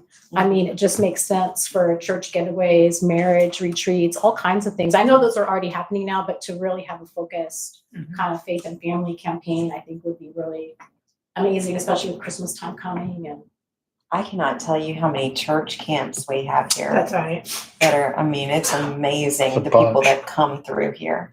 yeah, that's So, just awesome. So mhm. yeah, I mean, I definitely know, but I want to try to do something a little bit really pointed towards them and let them know, like, there might be so many cities out there just have no idea that there's this little beautiful place. It has this beautiful river that they could go pray or have a sunrise service, or I don't know, just kind of a beautiful, safe place to go. I love it. I hope that's something that works. It seems like there's so many other things that I can't think of it. I don't want to keep taking up your time, but I was going to keep the course, stay the course, and continually bring you guys new ideas. And if you guys any feedback or any criticisms, I'm always happy to hear them. So Listen, one last hurrah on this. I'm sitting in the hair salon talking about the music fest, and I'm talking to my stylist, and she was telling, she was there Friday night, didn't go Saturday, and the stylist on the other side says, and I said, didn't have as much time to plan. We're gonna do it next year. We'll have more time. And she cut me off mid-sentence and said, I've been raised here my whole life, and that's the best event I've ever seen in Glen Rose. oh, And so, that's great. and then she said her second favorite was growing up, when she was growing up, and they would do like dances on the square. And I was like, we're talking about doing that again too, because that's exactly in that same kind of vein of the family stuff. But one last hurrah is just, I was like, thank you so much for sharing that, because when you're doing it, you're stressed. And you think of all the things you didn't get done the way you wanted to do them. And so I just wanted to give you one more, as y'all are doing your after action report or your postmortem. I'm sure there's going to be stuff to do better, but I got that today. Oh, well, thank you. And it was all completely a team effort. So I just 100% team. And if I could echo that, because Yeah.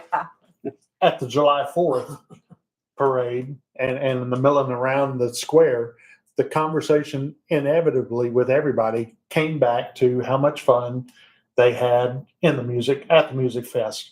So it was a great job.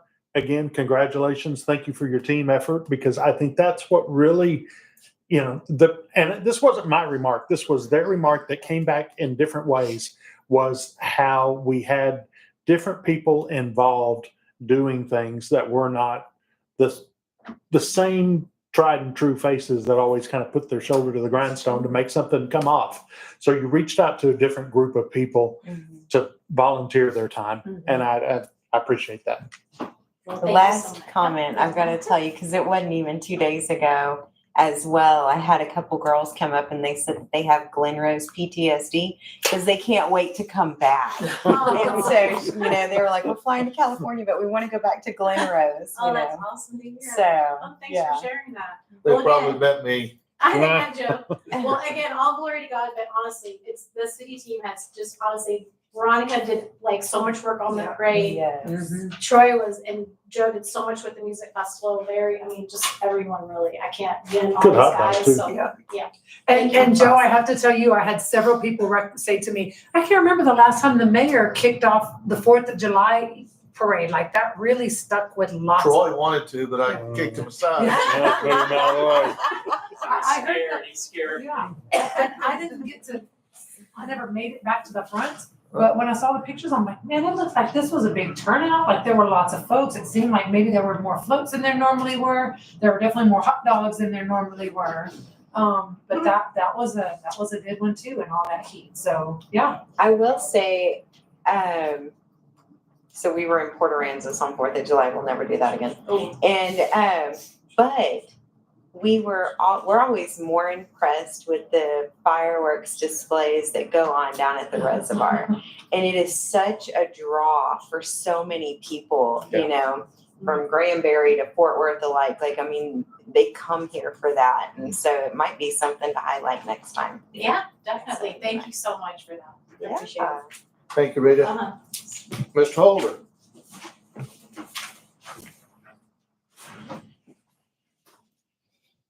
So a couple of things have come up since that report was was printed off. So yesterday I got an email from TxDOT saying that the sidewalk project has been advertised for bids.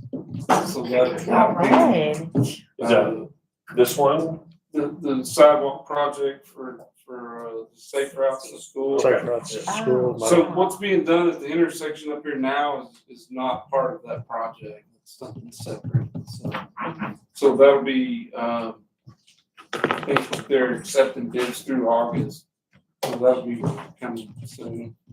And then the other thing, I finally was able to get a hold of somebody with Atmos. So our CDBG project, the street project on the south side of town, we're kind of ready to go on that. I think they've released the funds. We haven't received them yet, but we've heard that we're ready to go on that. We were waiting on Atmos to do any improvements that need to be done before the new street's built. Well, they say they're not gonna start until October, so that puts us into winter before we would be able to do street construction, and that's not the ideal time, so it's probably gonna push to the next paving year, which would be summer of 2025. So. And that's really all I have. I don't know if I have any Y'all gone through the report. Do you have anything specific? So you got your new employee? Yes. Good hire. Good. Glad to hear that. What does it mean by the Northeast Bernard Sidewalk Project? We will be meeting with Carlos to decide which path makes more sense. And I mean, I know you're referring to the option 1, option 2 at the bottom. Okay, and so where are you leaning on that? I mean, what do you mean by makes more sense? Well, to me, like there's certain areas where it looks like the sidewalk will be right up next to the street. And then there's other options where kind of we have more space in between. I don't know if we're gonna have to get easements from property owners. I don't know the timelines. Yeah. So there's questions I have for him. And I think, one option may make more sense than the other one. It's just based on how he answers those questions. Okay, I see what you're saying. Anything else?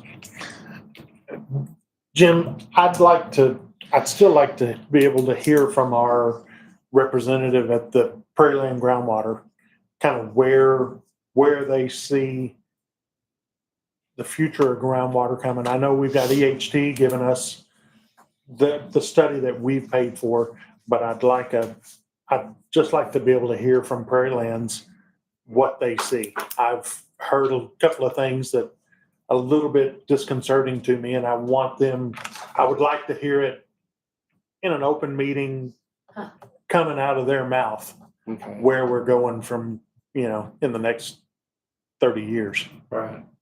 Well, it's pretty grim listening to them talk about it, but I'm not confident because I think they're in the business of limiting people to groundwater, so I don't know. That's why I was hoping to already have something back from our own study. Right. And I think it's incumbent upon us to balance that information, right? The information we get from our own granular study and the information that we're a part of in this greater district, and how do those mesh up? Right. Because Because right there now are we have other municipalities doing other things and we need to know what the heck is going 100%. on. Yeah. Yeah, 100%. And right now we're in a great spot. We have 2 different sources and it works for us. We don't want to necessarily be pushed out on one or the other. So, we've got a historical permit to be able to pump a set amount, which is a nice number. But where do we go from here if we do a bigger development or somebody comes in and says, you know, hey, I want to be just like this next move question. Industrial users want to know they have a reliable water supply. That everything that I've come back and talked to from people that do economic development is they want to know that they have a reliable water supply 50 years, 75 years into the future. They don't want to come into an area where they don't have water, especially for a heavy commercial user. Is that the business we want to go Right, for? that's like knowing these numbers also helps us in That's this right. other effort. Yeah. That's right. Yeah. Yeah, I mean, we've talked to Kevin at the Water District, and as soon as some things happen there, we're gonna start taking our allotment of water again. Prices went up, so that's out there, but we're doing a rate study ourselves, so. But we added Get those allotted. 100 meters? Your report says we added like 100 meters year over year? In the last year, yeah. It's a big number. It's a big number. Big number for us. Anyway, we need to be taking that water. Because when you talk about water supply, it is gonna be the big issue in Texas. I mean, it already is. It's bigger. And I think we're positioned better than most. Many. towns. That's right. So, But I want to make sure that we have maximum latitude to do anything we want down any road we want, not be limited by water. That's my goal. You know, long after I'm gone, people don't have to be worried that, you know, they're not going to have water, you know, or reliable water and a fair price. Thank you, Jim. Thank you, Jim. Appreciate it. Chief Martin? Yes, sir.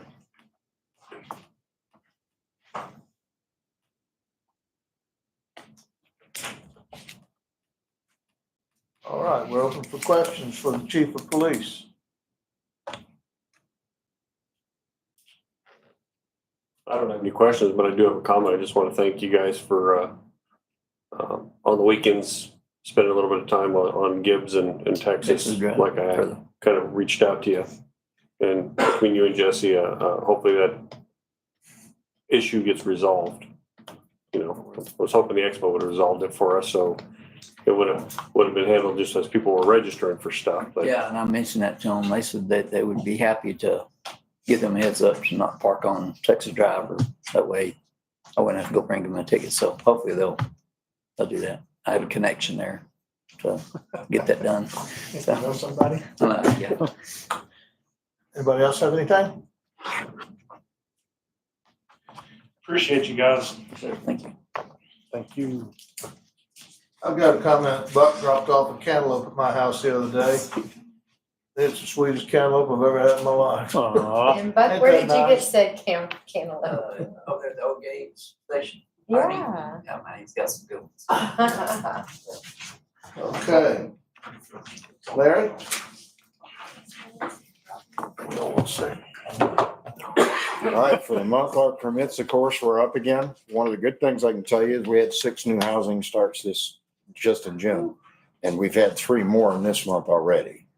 These are single-family dwellings. And they range from different ranges. So I think the starting price on most of them are $350. And then they go up into the 400s. But $350 is something we haven't seen here for a while. It's been above that. So that happened. If there are any questions on our building department report? It's not on the report, but I know we've talked about those abandoned homes. I'm gonna always ask. What's We're the, working on the issue right now. I have Christy, when she has a little bit of free time, she's taking some photos so we can put a report together so we can be more comprehensive about how we want to approach it, because it's going to be an expensive proposition when we start going after it. Hopefully now that we might have the opportunity to have a code enforcement officer full-time, that will do a lot to start working on that issue. So we're going to put that together on the substandard housing. And that would- We'll have something coming to you.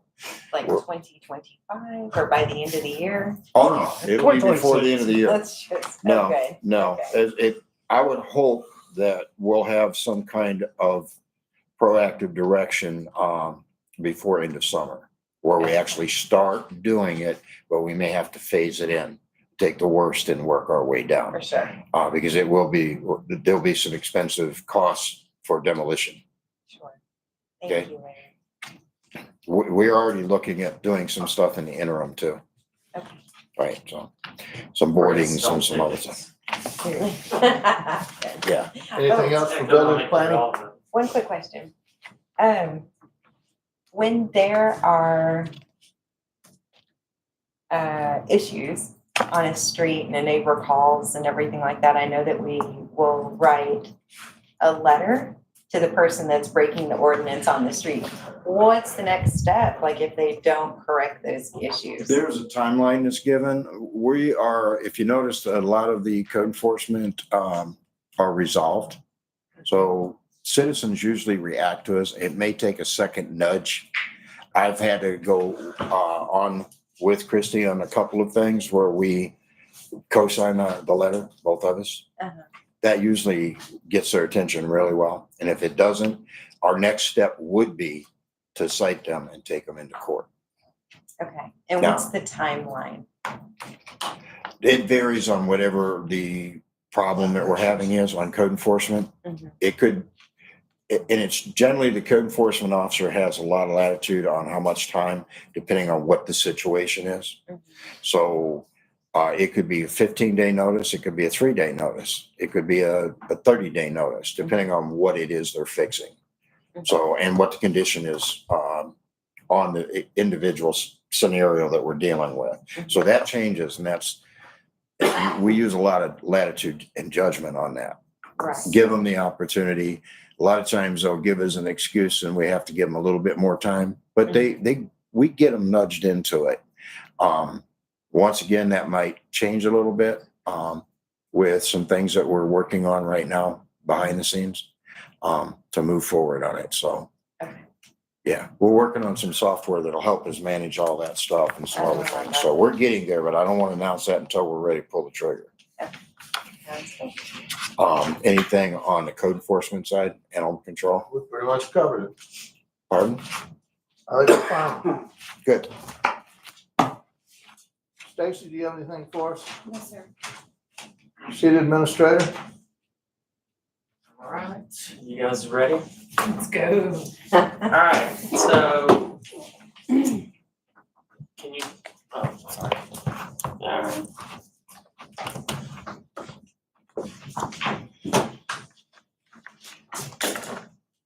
Turn that on.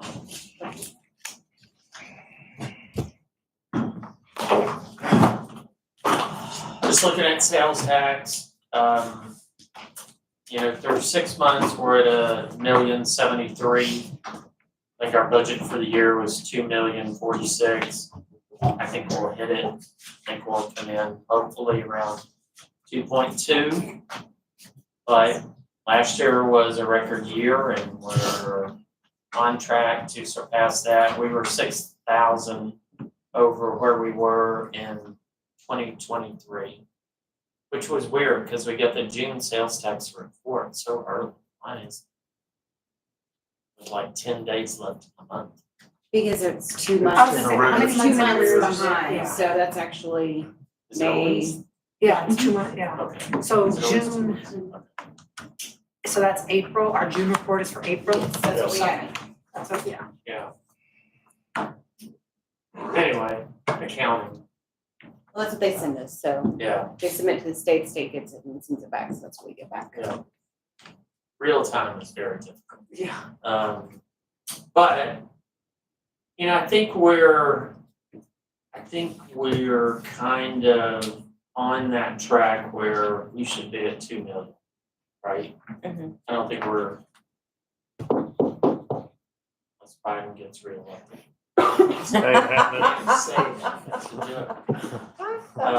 But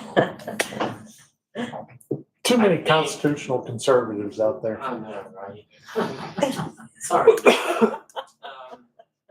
And I think we're at 2 million and we've got, obviously, Starbucks coming online, we've got McDonald's coming online.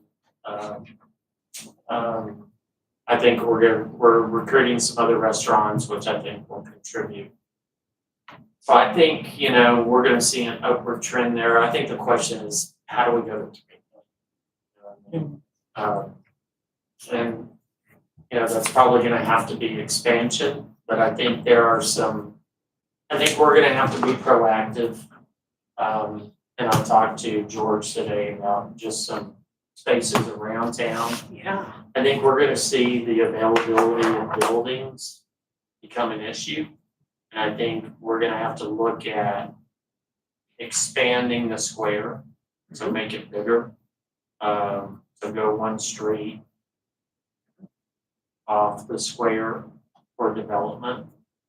And some of those are empty lots, some of them, rehabbing a building. And I think that's gonna be an important thing going forward, to identify really what is the town square. And really incentivize building new buildings, because there's not many buildings left. We know that, we've got 2 people out looking for buildings now, or theoretically wanting to know what's going on in the buildings. One was referenced today, it's gonna be becoming vacant. So what do we have coming in? That's gonna be important that we identify the types of businesses that we want to diversify the offering, if you will.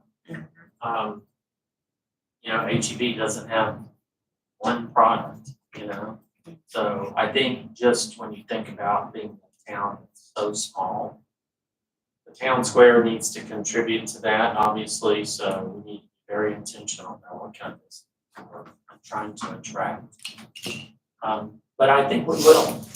So I think things that we're doing, the lights, are going to change things in a positive way.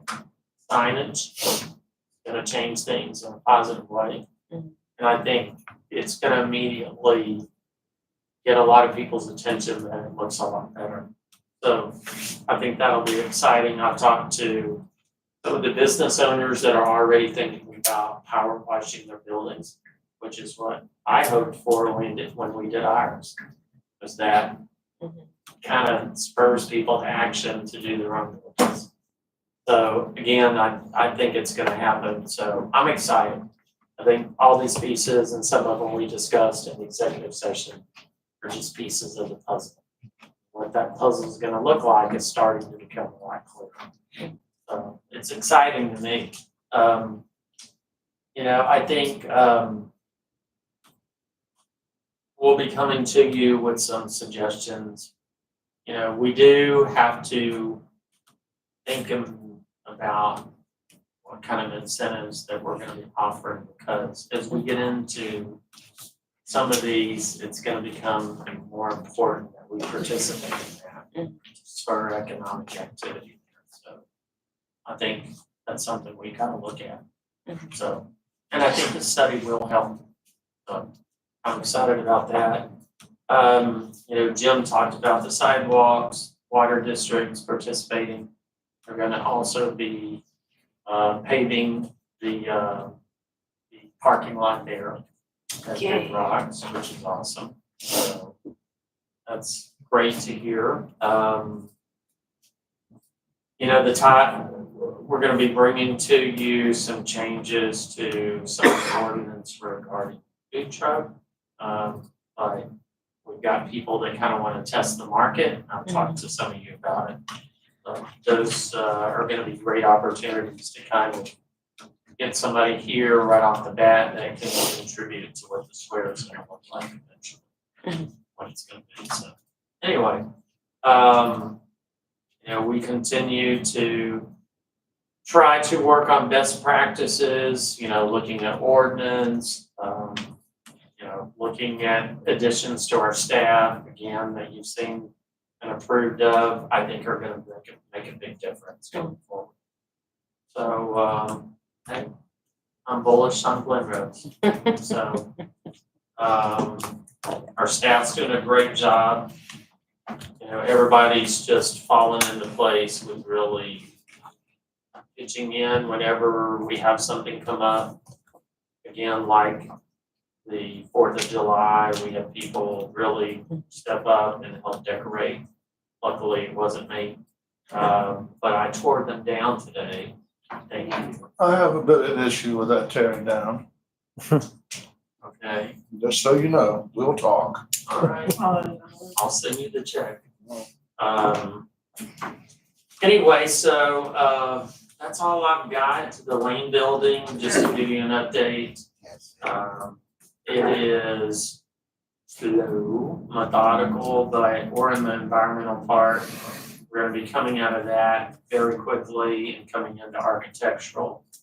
And then is when we need to, start negotiating cost of services with architecture.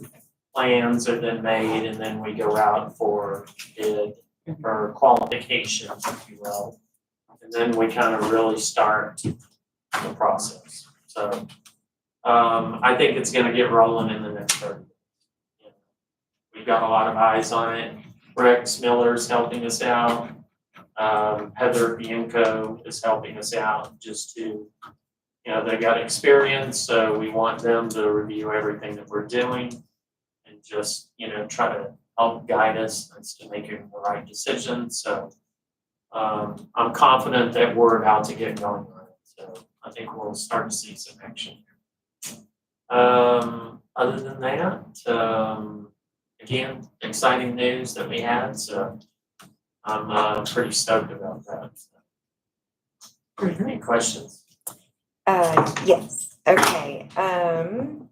We talked about street lighting and we had approved for there to be street lighting around, but where's the progress on that? I know that we just have it right now in that Yeah. same building.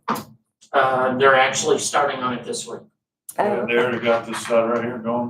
they Yeah. did? So they're doing one whole side, which will be the south side, Mhm. east to the CBD building. Oh, okay. That'll be the first one. And, trying to get as many in a row as possible. Veronica's done a great job of getting, buy-in from all the building owners. So including the Talon Building, pretty much. Is that whole side there then? This whole side is done, Okay, and then this whole side is done, and I lack one signature on this end, and then Mr. Sanderson and Fairwind Church. That's it. so we went, initially, it was the front facing, the square was 4,000 Kelvin or whatever, which is what Granbury has. On the Bernard side was 3,000. Mhm. They gave us an option for 2,700, which is pretty closely aligned with dark sky, even though we're not a dark sky city. And we chose that. Oh, good. Wasn't much difference, just not quite as bright. And, so that's what they're thinking. So it's gonna look great. Awesome. You're doing 2,700 all the way around? So I'm walking through everything and I know we constantly approve larger expenditures. And I know we have the budget for it, but I never see a breakdown of I need to put the $10 sign on it. yeah, but I never see okay, we approved this much for the sidewalks, where are we at now? I don't see the capital projects versus the budget and where we're at. So a lot of those are already in there. So I And they're went through Designated, so here. it's not in the, but you look at the bottom, in the, I think I made an 80 account, there's capital, that's all those capital projects y'all approved. Renovation of the building, which is now transferred to renovating the Lane Building. Mhm. The Bernard Street sidewalks were included in that. Some of those larger projects, now like the lights, we're just having to reallocate Mhm. funds from current things. So in our current budget, there was a $300,000 building fund. That Right. the Yeah, I intent of saw that fund was to save up for a new building. Right. We never really did it correctly, but regardless, so that kind of stuff is coming off of there, getting moved as we need to make budget adjustments. So, I don't see the 80. I guess that's why I have it ended at 70. maybe, is it Brent, what's that, Emily, do you know? Yeah, because it ended at 70 with court. Okay, there's another one. We'll make sure it gets printed on there. Oh, that's It's just not defaulting, but it's the 80, so that's where we set aside those big capital projects in general fund and then utility fund, which includes the building renovation, those things. Okay, cool. And once again, anytime you have budget numbers or questions, try to text or fax or telegraph someone beforehand so they can be prepared to address your questions. Okay, let me see, parkland dedication. I saw that we have a little budget line item for that. Love that. Okay, and I had others, but I shall do Yeah, that that'll later. grow. Huh? That'll grow. Yeah, that's what I'm thinking. That'll pay for parks. So eventually, as it builds up. So it'll more than pay for parks. That's wonderful. But yes, so far, other than Big Rock was the only thing really, and honestly, we dedicated a lot of money towards sidewalk repair, although it was in the square. Right. Hopefully, if things go right in November on the ballot, then we can qualify for some grants that would help us fix the sidewalks, which again, frees up that money for other areas. Right. I mean, we've got a lot of sidewalks that are in disrepair, so, you know, the other And it was one of sidewalk. the most common themes in every comprehensive meeting we had, every stakeholder meeting was sidewalks and accessibility and walkability. Well, and again, especially when we start talking about expanding the square, and you start walking on Bernard West, or, you know, then you're gonna run out of sidewalk, you know. Or into a pole. Yeah. Or into a pole. Still run at night. But yeah, I mean, honestly, think of it this way, we're probably just spending the interest for. Oh, for sure. I looked at that. And, you know, a lot of the, don't get me started on investments. But, yeah, I was looking at how they were invested in the money markets. I mean, those are variable rates, so that's not going to stay the same, but I mean, it's still pretty good where it's at. And so I like the short term, like how you have some of that, you know, $1 million here, $1 million here. So I think it's all Try good. to hang on to the 5% as long as we can hold it. Oh, for sure. Yeah. I agree. No, we're, I think, against budget, we're really looking They're good. killing it. You know, Yeah. so we're all going shopping in October.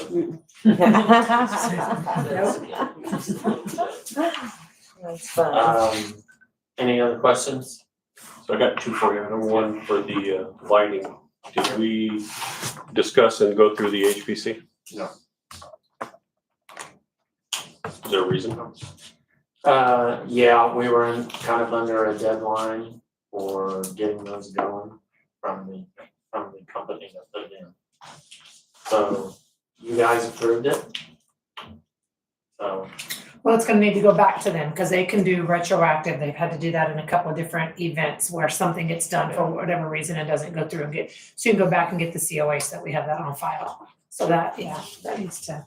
And then the other question I had for you, and I don't know if it can be said, is there anything that you can say regarding the meeting with TechStop? Or if you can't, then that's fine too. no, Okay. but I'll let you know after Friday. Okay. Yeah. Appreciate it. So, yeah, I think it'll be a good meeting, I'm looking forward to. Yeah, and I mean, it isn't often that the director of the state, I thought it had already passed, that's why I asked. yeah, is coming, 12. The 12th, coming right? to see us, so that's great. amazing. Yeah, Yeah. That's thrilling, I think. That's all I got. Yeah, Who will Look, be I want attending you that talking meeting to with them, you? that's. yeah, Who's attending I that wanted meeting to with talk to you? them.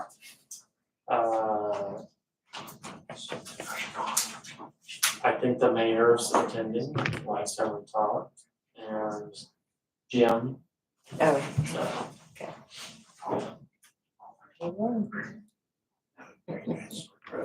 Yep, it should be fruitful though, I'm looking forward to it, Mhm. and I think we'll get answers to a lot of things. 67 questions about school zones, Good. traffic lights. You know, there's something, Live oak. what used to be a bar is a coffee shop now. I don't know if they've opened yet or not, right? Yeah. They've opened. High school kid bonanza is gonna be happening over there.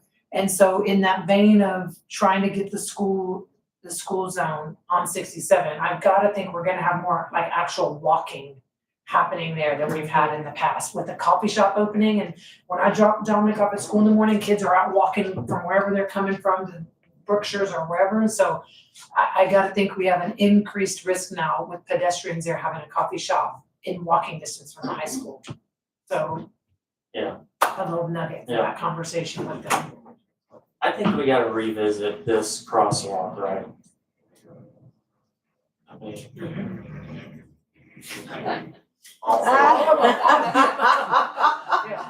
On cue. I mean, I see it all the time. Yeah. People walking across that crosswalk, thinking there's a stop sign. Yeah. And Jim's crew is repainting a lot of the parking spaces around town and the crosswalks, Yeah. which are great. Yeah, it looks But I good. think we really need to think about that stop sign, what we can do there. So, and part of it is making the no parking zones clear, so people aren't parking right against where the corner is, where people are stopped waiting. So you can see what's crossing the street. Okay. Any Thank other you. questions? Thank you. All right, thank you. 9:00. Oh, did. Yeah. Slam her down, let's close her up. I said 8:30 and then I said, no, it'd be 9. That's what I said 8:30. We have the mayor's report, Oh, and that is you blew grumps for me, thank you. But I did want to say this. I still see a continuing growth of teamwork and people picking up and doing things together. I see the communication great. I see it in all the events we have, whether it's July 4th, we do have a Christmas parade to do and Wine fest. Wine Wine Fest to Fest. assist with, and so many people. Dee was sweating like a dog, holding the American flag, walking the parade route. Proudly holding the American Yes. flag. And she immediately came over to the hot dog stand, went home, showered, came back and served hot dogs, 500 hot dogs. And lots of people pitched in, so thank you. A lot of decorating things. I really Mary was appreciate it. cooking, you were cooking, y'all were grilling them. Yeah, it was really a good event Stuart and, tried to stop me in the shade, but we couldn't hear him. all right. Adjourned at 8:00.